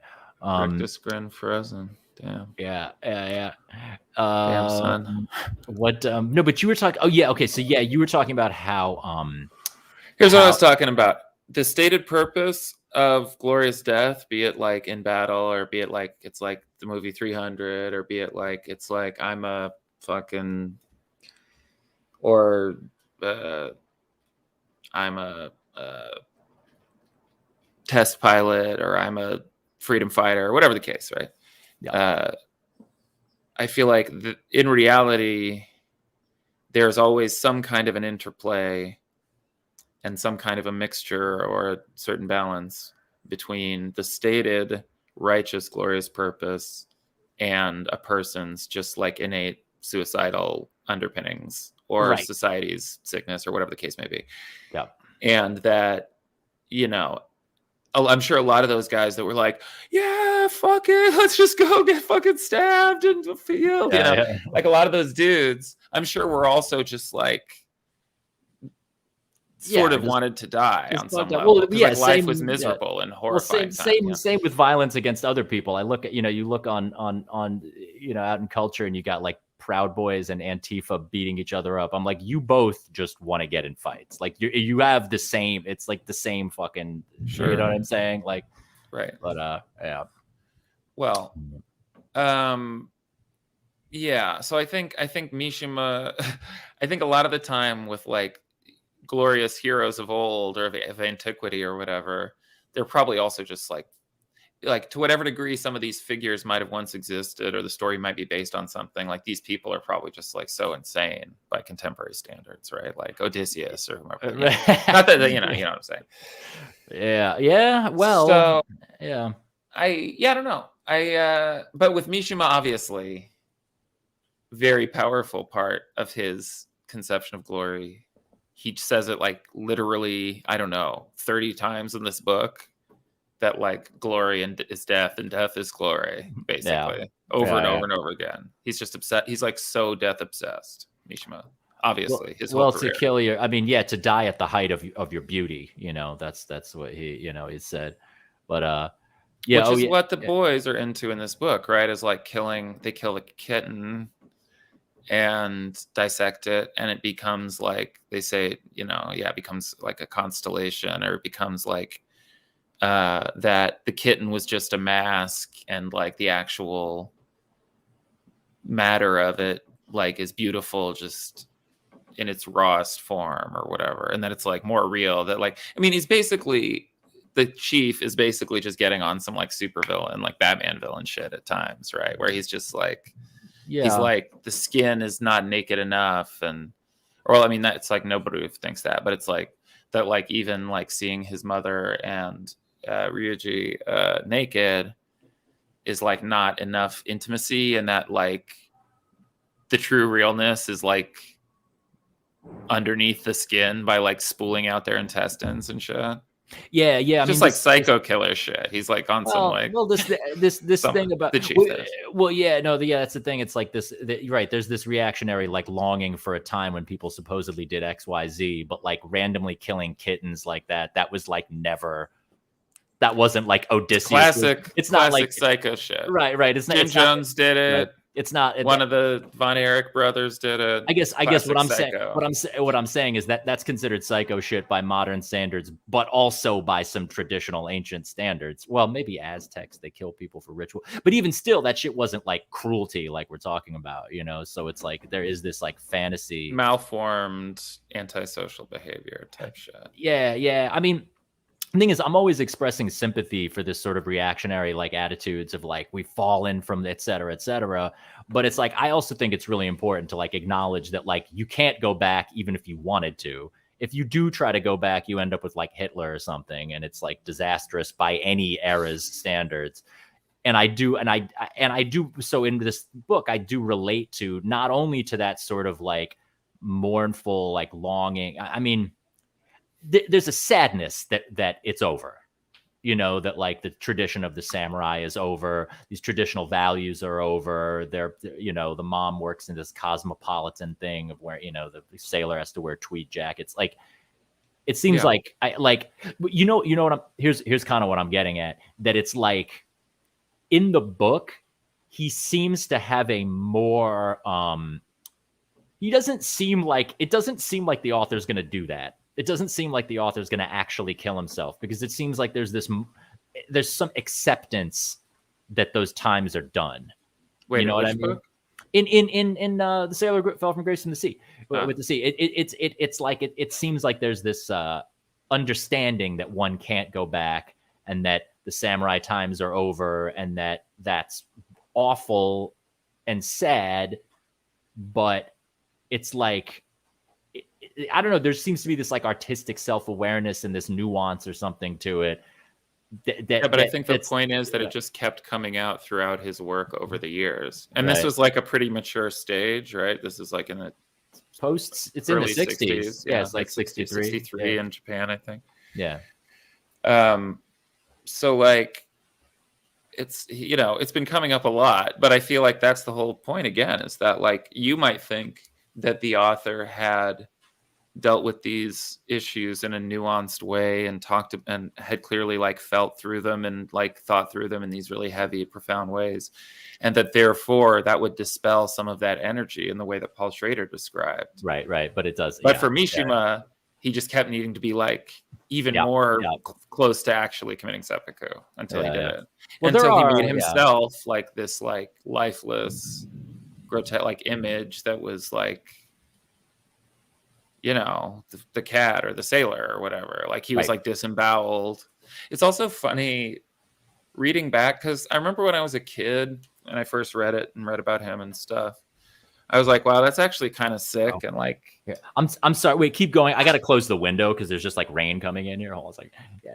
Or don't hold on. Yeah, keep going. Yeah. What's up, y'all? Everybody good? Everybody doing good? You guys good? It's younger. Yeah.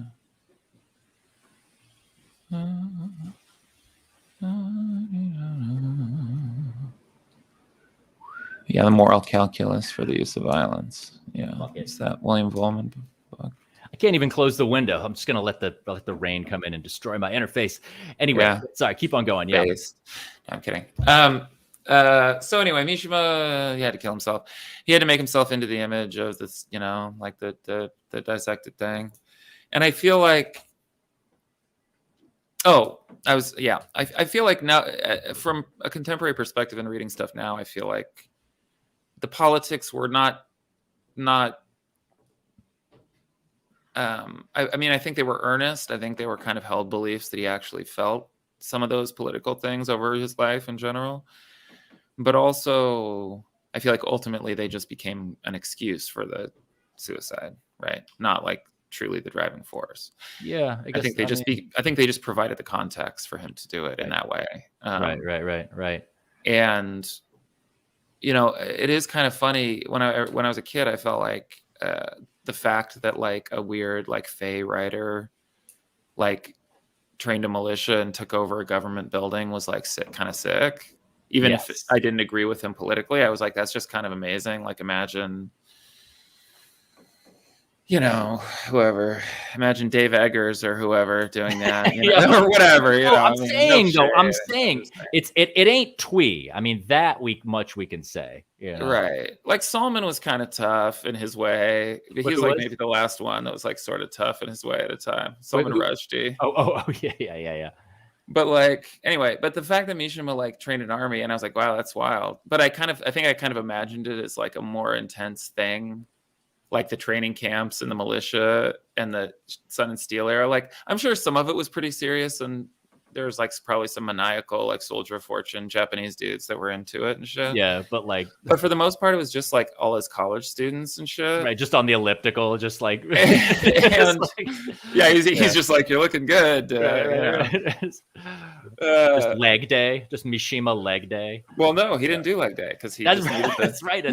He had like a little. He had a little like floppy Kermit legs. Yeah. Well, then in that case, I mean, that's like actually more. That's more tough guy than doing the like just pure vanity, like, you know, perfectly Adonis or whatever. You know, perfect Adonis. You know, like gay guy at the Chelsea gym vibe. You know. All right, but he but anyway, when I was a kid, I think I thought it was more of a thing. Like I think I imagined it a little differently. Yeah. And reading about it and stuff now, it's like kind of awesome because it's like basically it's like some like Coen Brothers type shit almost, where it's just like him and his like 4 college students just like show up with like uniforms that he designed on with like bandanas with the fucking thing, like swords. Right. No, and he's just like, we're taking this commandant hostage, and he's like, ugh. And then he goes up and he's like talking to them, but they can't hear him because the helicopters are too loud. And then he's just like, and then he goes inside, and then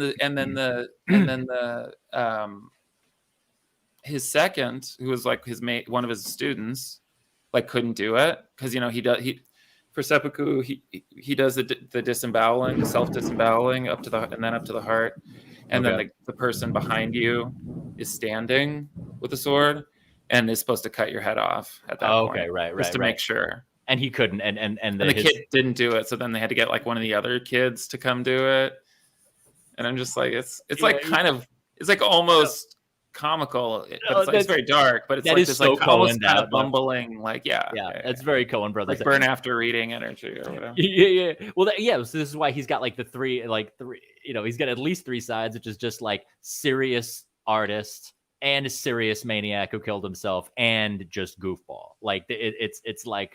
He's got all the bases, man. That's like everything. Wow. Everything. Although I'm so much less into being a psycho and shit. I don't think he could dunk. I don't think he could dunk a basketball. Yeah, his vertical was fucking bullshit. I would guess. Based on the lack of any leg muscles and the fact that he's like just builds the upper body and he's really short, I bet his vertical was not that sick. Yeah. Like I bet Prince was much better at basketball than he was. I'm so that's the thing, man. It's like, I don't know. I've moved so much further away from being into the idea of being a crazy artist, like being crazy and dysfunctional. Get that away from me. Get that away. It's a lifelong journey, but I agree. Yes. No, it's corny, but the thing is, like, but the idea of willing to die for things that are higher principles, being crashing a car because you're a crazy artist, or overdosing on dope because you're a crazy artist, ignoble. Utterly not having money to pay your rent or whatever. Utterly ignoble. But I mean, being willing to actually die.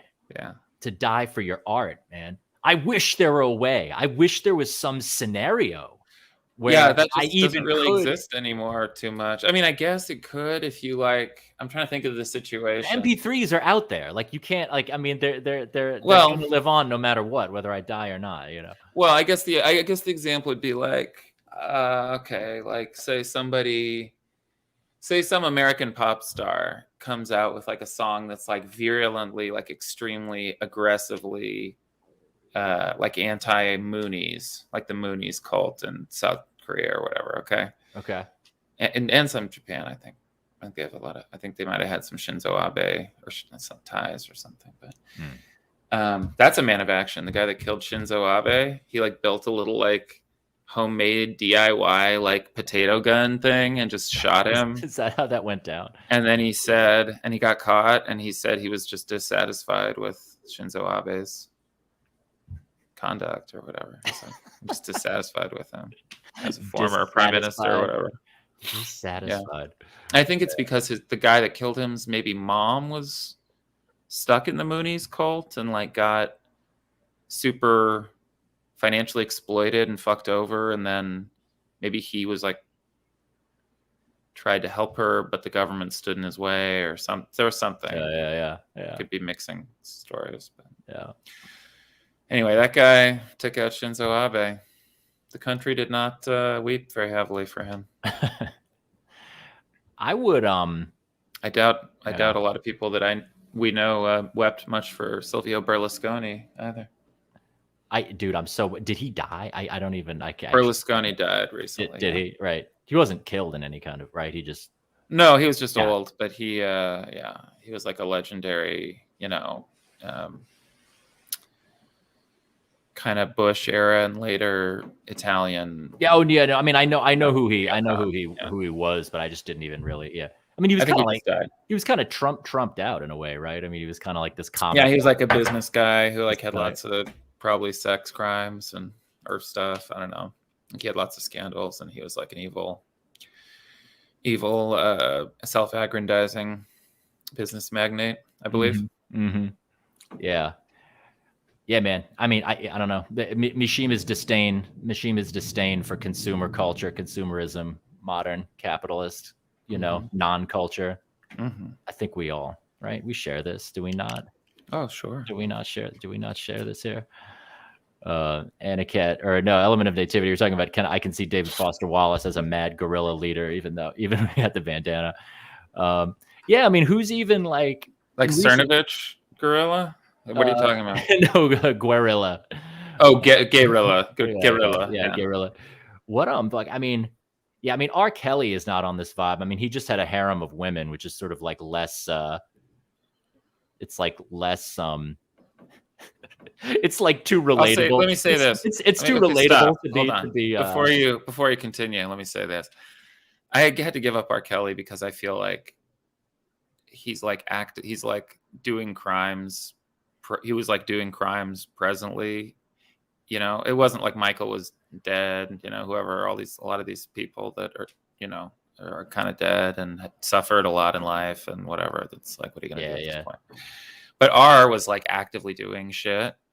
And I feel like there's something, I don't know why, perhaps this is just my own bias, but to me, I find it less objectionable or more, I can have more empathy for it perhaps, or perhaps I relate to it more in some way.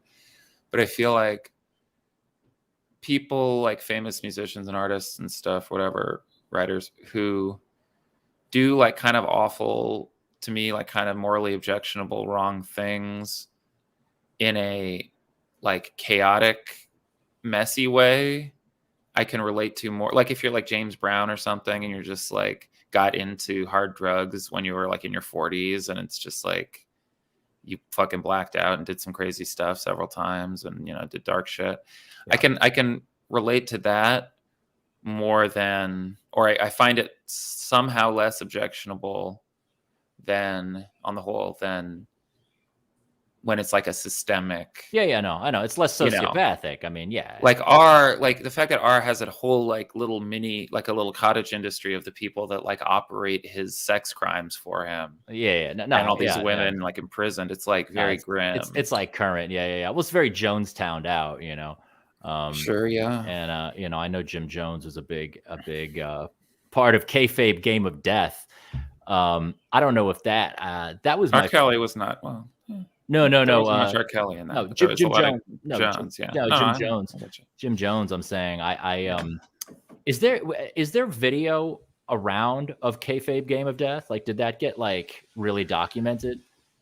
I have some mini DVs that have not been cut together.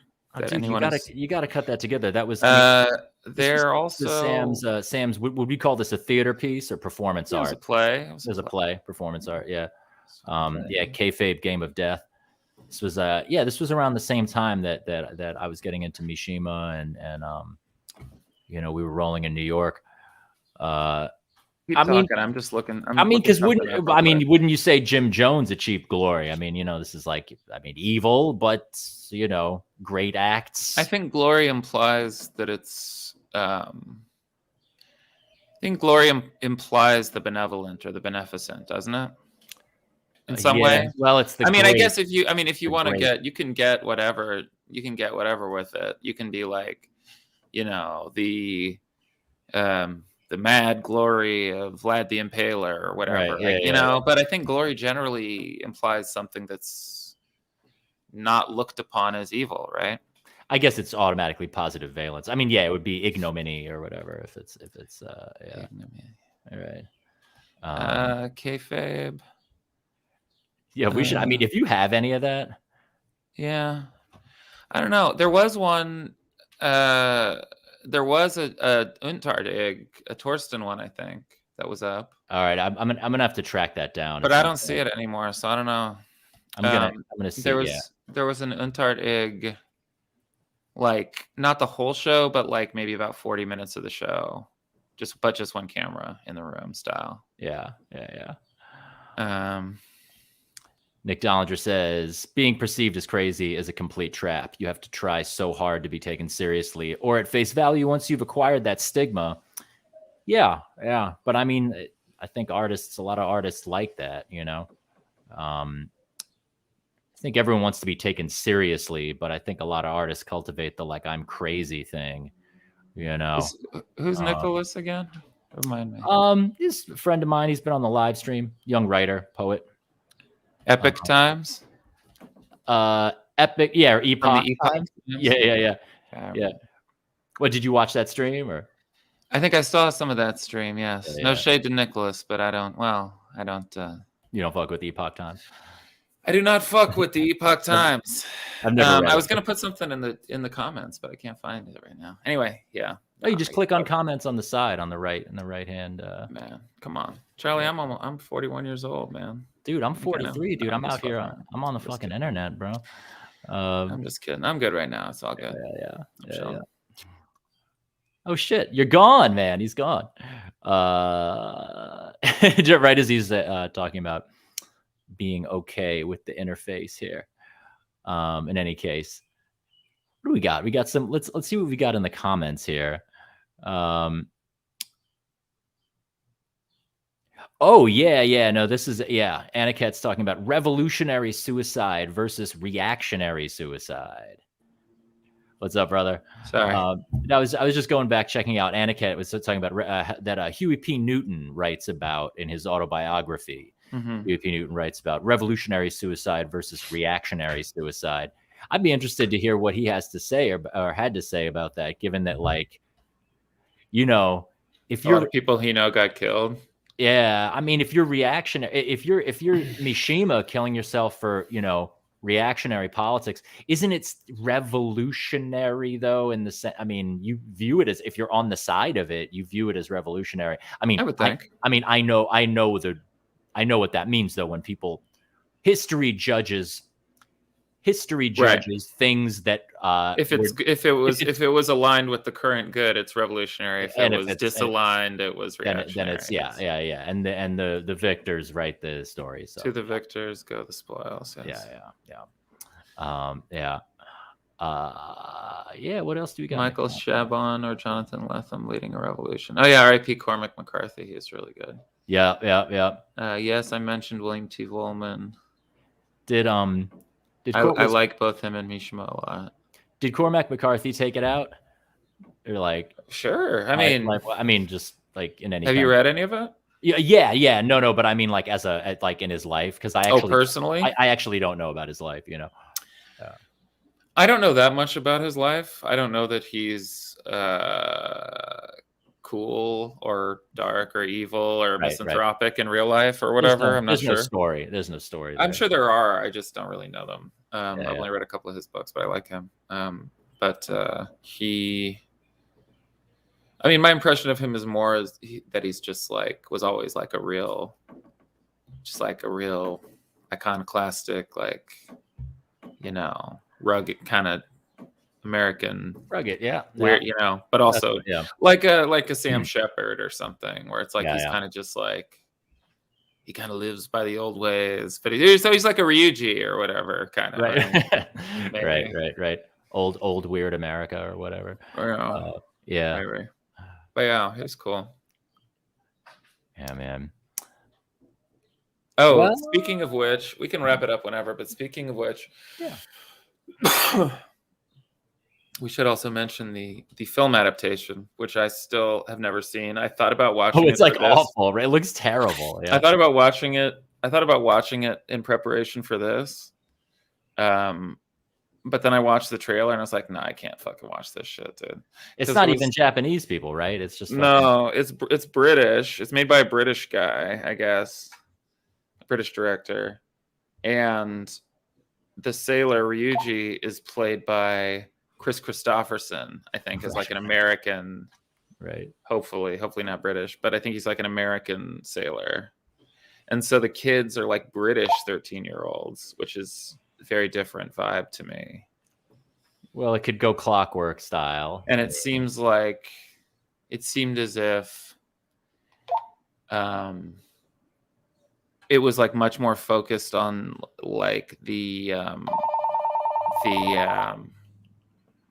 like romance novel side of it, like the sex scenes between like the sailor and the mother and stuff. Like, so it was so not really the point. I mean, it sort of is, but yeah. I mean, it's sort of in there, but it's really not. It's really much more about Noboru, just like watching them in their intimacy. They're not really like, it says repeatedly that like him and all the kids are like totally not into sex, and they know everything about it. And they've like looked at all this pornography, and they're all about like absolute dispassion or whatever. No, totally. It's like when he's describing the sex scenes, it's like he describes the stuff in the room with more sensuousness than their actual love sounds of the harbor. And just the it's just about it's just tremulous about the forms. It's tremulous. You said that. Yeah. It's just about the forms, like in juxtaposition with, or in tableau with each other, right? Yeah. But but I think it's I think it suggests like a degree of familiarity with lust for at least men, but maybe also somewhat women. I think from Mishima, like I think he genuinely like again, in some of those tremulous things, is kind of describing, he's like describing this like heightened experience in kissing or having sex with, or like falling in love with somebody, where it's like you're like again, it's like as you would like to say, like it's like behind the beyond the veil or whatever, but it's like you're experiencing something ecstatic that's like higher than just well, beauty, real beauty is like actually crushing and destroying. It's not just this sort of like a lovemaking kind of thing.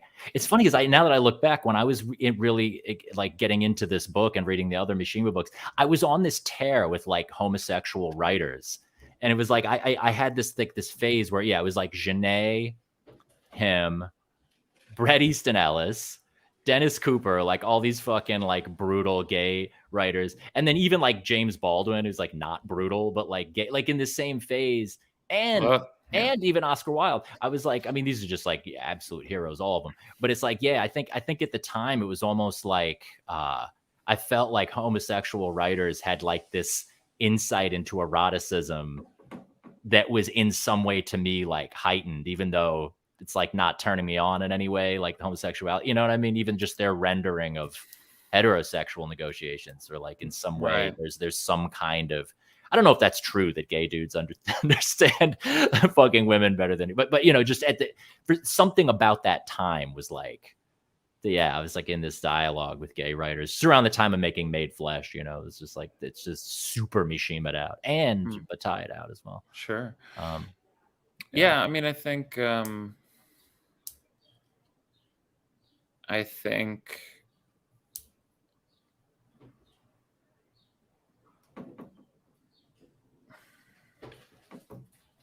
you think homofash is the way with no, I'm just thinking about I think I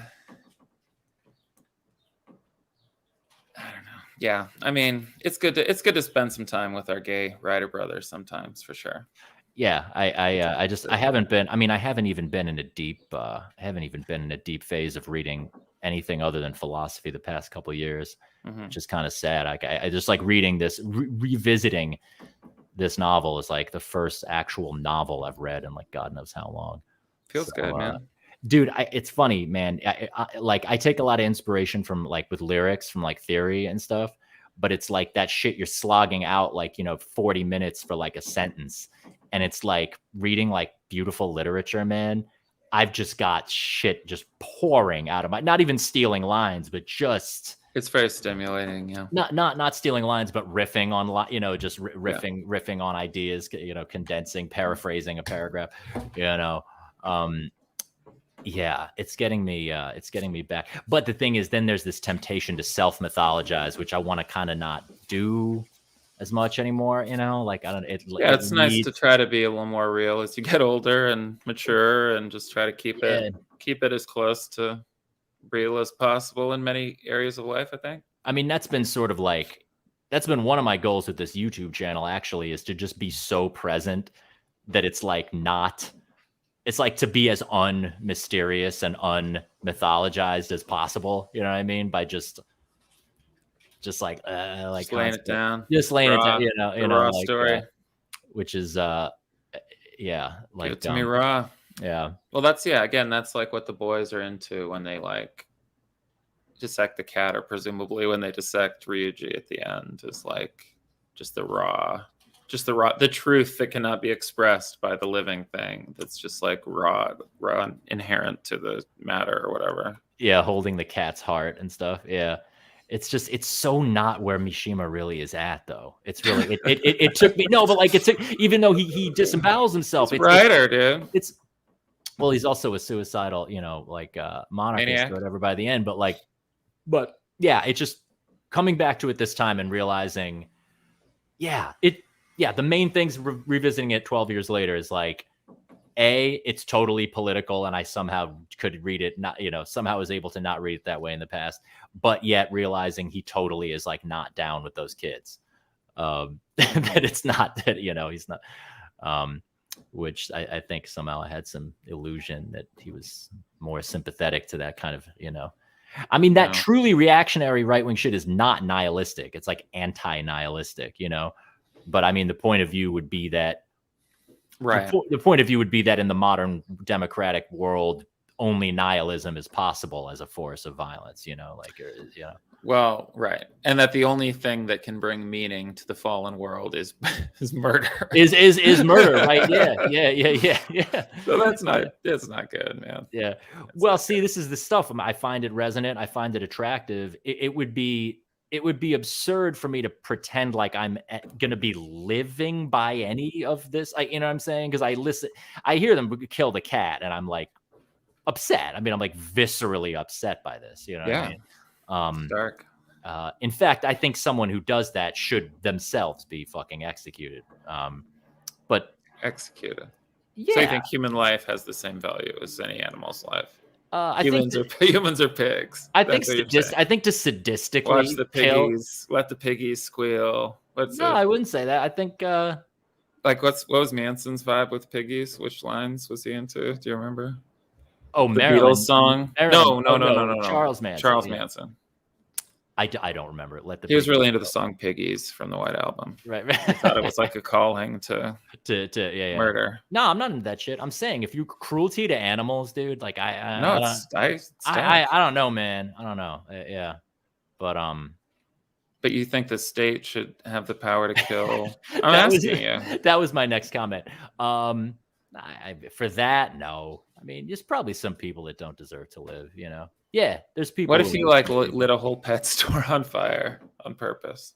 I did not do that. You should get the chair. Never. You should get the chair for that, man. The electric chair. You should get the electric chair because just the lack of empathy and understanding it shows for like your fellow living beings on this earth. Yeah, man, we're all like connected in the fucking universal cosmic Alice Coltrane mind. I'm not paying a cent to rehabilitate the pet store arsonist, man.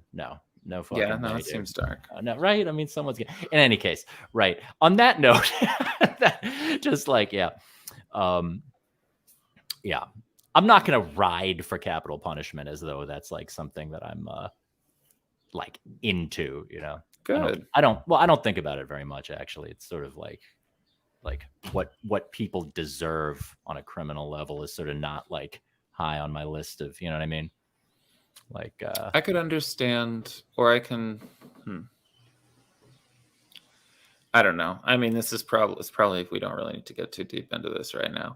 But I feel like I can just at a natural base level, without having really thought or read about this issue super recently, that much. Well, some. I feel like I can personally relate more to a kind of personal or familial revenge killing. I knew you were going to say that. Than to a state power to kill people for crimes. Yep, that I'm the with state you. Determines the sentencing. No, I am with you on that. I'm more sympathetic. Like, yeah, I get that sort of more. Yeah, for sure. Like that's maybe something I don't know. I feel like murder is almost. I mean, again, it's like it's back to the thing that was in the chat, but like the William T. Vollman, the moral calculus of violence thing from Rising Up and Rising Down, his book. I have not read. Okay. You know, it's just all about. I really recommend that. That one and Poor People are both super good. I mean, a lot of his nonfiction books are good. But yeah, it's basically just like, is it ever, when if ever, on an individual or more so like societal or, you know, animal world level, justified to use violence or kill people or whatever. Yeah. And I believe it's been a while since I read that too, but I believe in his estimation, the moral calculus suggests that it is rarely justified within the moral calculus that he presents. I know. See, rarely gets into some like, that's almost like not a rigorous moral position. Well, right? Because that's kind of just like, all right, so now what are we? I mean, he's not a scientist. He's a writer, right? He's like a journalist and writer. He's not a fucking yeah.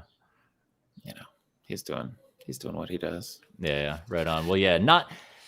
Sounds awesome. Yeah, I gotta fiction. It's really I'm back to fiction, man. It's gotta be. Oh yeah, I can't. I cannot do any more Pop it. nonfiction or more. Well, no, I gotta read The Holocaust Industry, that Norman Finkelstein book that my boy Jeremiah put me onto. So that's sitting behind my dude. I've got a rocking chair, dude. I don't know if you can see it all the way from here. No, I can't see it. I love Finkelstein. Yeah. You see that way in the background, the fucking rocking chair, dude. Yeah, that's cool, dude. It's so sick. It's like by the window, and I've got like a little desk, like a little side table with room for the espresso and the book, dude. I'm like, this is last thing's so headquarters. Civilized. Reading's really good. You know, if there's one thing I can suggest to everybody, there have been periods of my own before we go. There have been periods of my own life where there have been periods of my life, long periods, where I definitely did not read as much as I would like, and did not read as much as I used to when I was younger, before I had a child or whatever. Yeah. That being said, I feel like when you do read, and read like a lot, it is really very positive for the mind, for the ordering of the mind.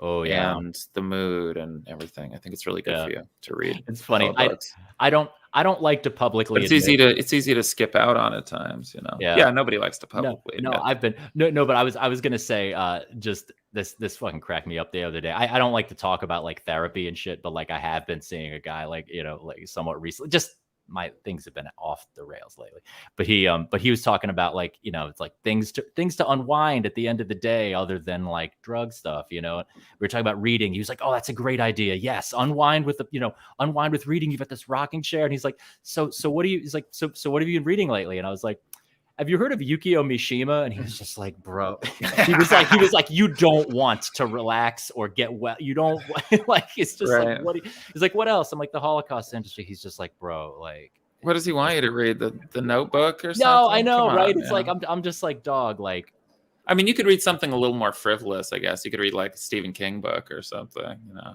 Actually, yeah, I mean, Stephen King, that's actually not a bad idea. Vidal. You should read some Vidal, man. Some gore.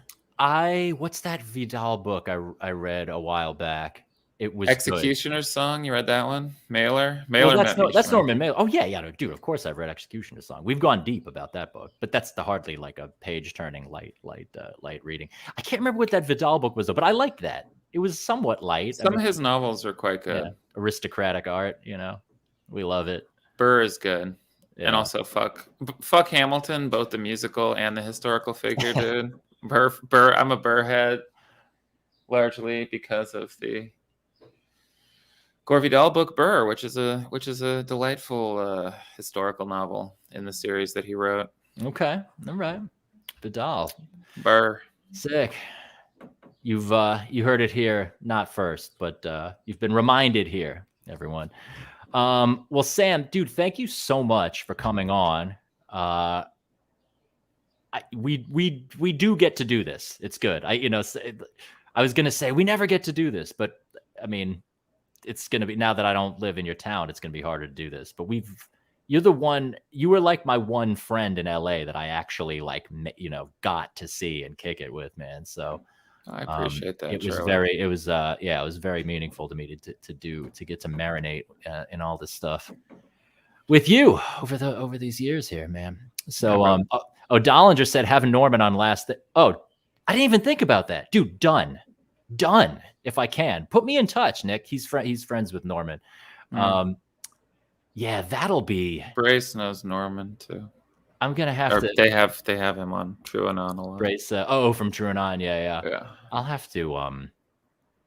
Yeah. See, that's like some heavyweight shit, though, man. Because it's like, I can talk a good game about certain philosophy stuff. But when you start to get into real history, real current events, actual real politics, I'm gonna come off like a buffoon. But let's see. Maybe I can hang with Finkelstein.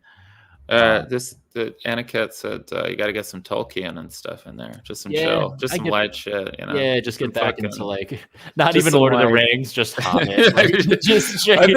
I've been reading Hobbit to Akira at night. It's actually quite pleasant. So sick, dude. That's so sick. But yeah. Also Motown music. Oh, Finkelstein. I could see that. Also the Ronettes. That's a good idea. Maybe he'd want to talk about Leslie Gore. Could get him. I met her, you know. Did you? Oh yeah, man. I didn't even know she was still alive. I met her at the Bowery Electric when I was booking there. Oh, we did a fundraiser event, like a charity event, and she sang "You Don't Own Me." Yes. And she was sick, and we met and talked, and I was like, "Oh, I'm a singer too," and she was like, "Oh, well, keep chasing your dreams, honey," or whatever. I don't know what she said. Right. She was cool. Yeah. And then she did die. She died a couple of years ago, I think. But. Oh man, great way to meet her. She's Jewish, right? Or no? Is she? I don't know. I'm not sure. Maybe. Yeah. I was just thinking about her on the Tammy show. If you guys haven't seen that, TAMI, that whole concert film, especially James Brown, but also Leslie Gore on the Tammy show is quite. It's worth digging. Yeah. Really good. Oh, Nicholas used to live on the same block as Bowery Electric. Hell yeah, man. That was probably. That's sad. I saw Jesse Malin was like paralyzed. He had a stroke. He had a rare stroke, and is like paralyzed from the waist down. But there's like awful. A GoFundMe and stuff to help him out. God, a lot of people. Damn it! He owned that place, right? Is that right? He was one of the owners. Yeah, he's one of the owners. Yeah. And he hung out there a lot, and obviously has lots of awesome. Has a lot of goodwill and love. Yeah, man. In the music community, and so there's a lot of people rallying to his. No doubt. His side, but I wish him the best. Hell yeah, man. I think he's on some, he's always been on some PMA vibe. So yeah, I think he's trying to hold on to that PMA vibe. Mm-hmm. Yeah, that bad brains tradition. Yeah. Word, man. Well, much love to you, my friend. And I'll just be texting with you imminently. So we're just like normal friends. Just normal shit. All right. Word, man. All right. All right, everybody. It was great to see everyone in the chat. Much love, and I hope to see everyone out in the world. Yep. All right. See you, Sam. And and anyone, a bunch of you, I'm sure, know Sam's music. But if somehow you don't, got links down in the blurb down there with Golden Lovers, the new record. That's not the new record, but the new one, the new 23. Check it all out. All right. Next week, I've got a really interesting modular synth artist from the Ukraine. This will be interesting. All right. Peace, everyone.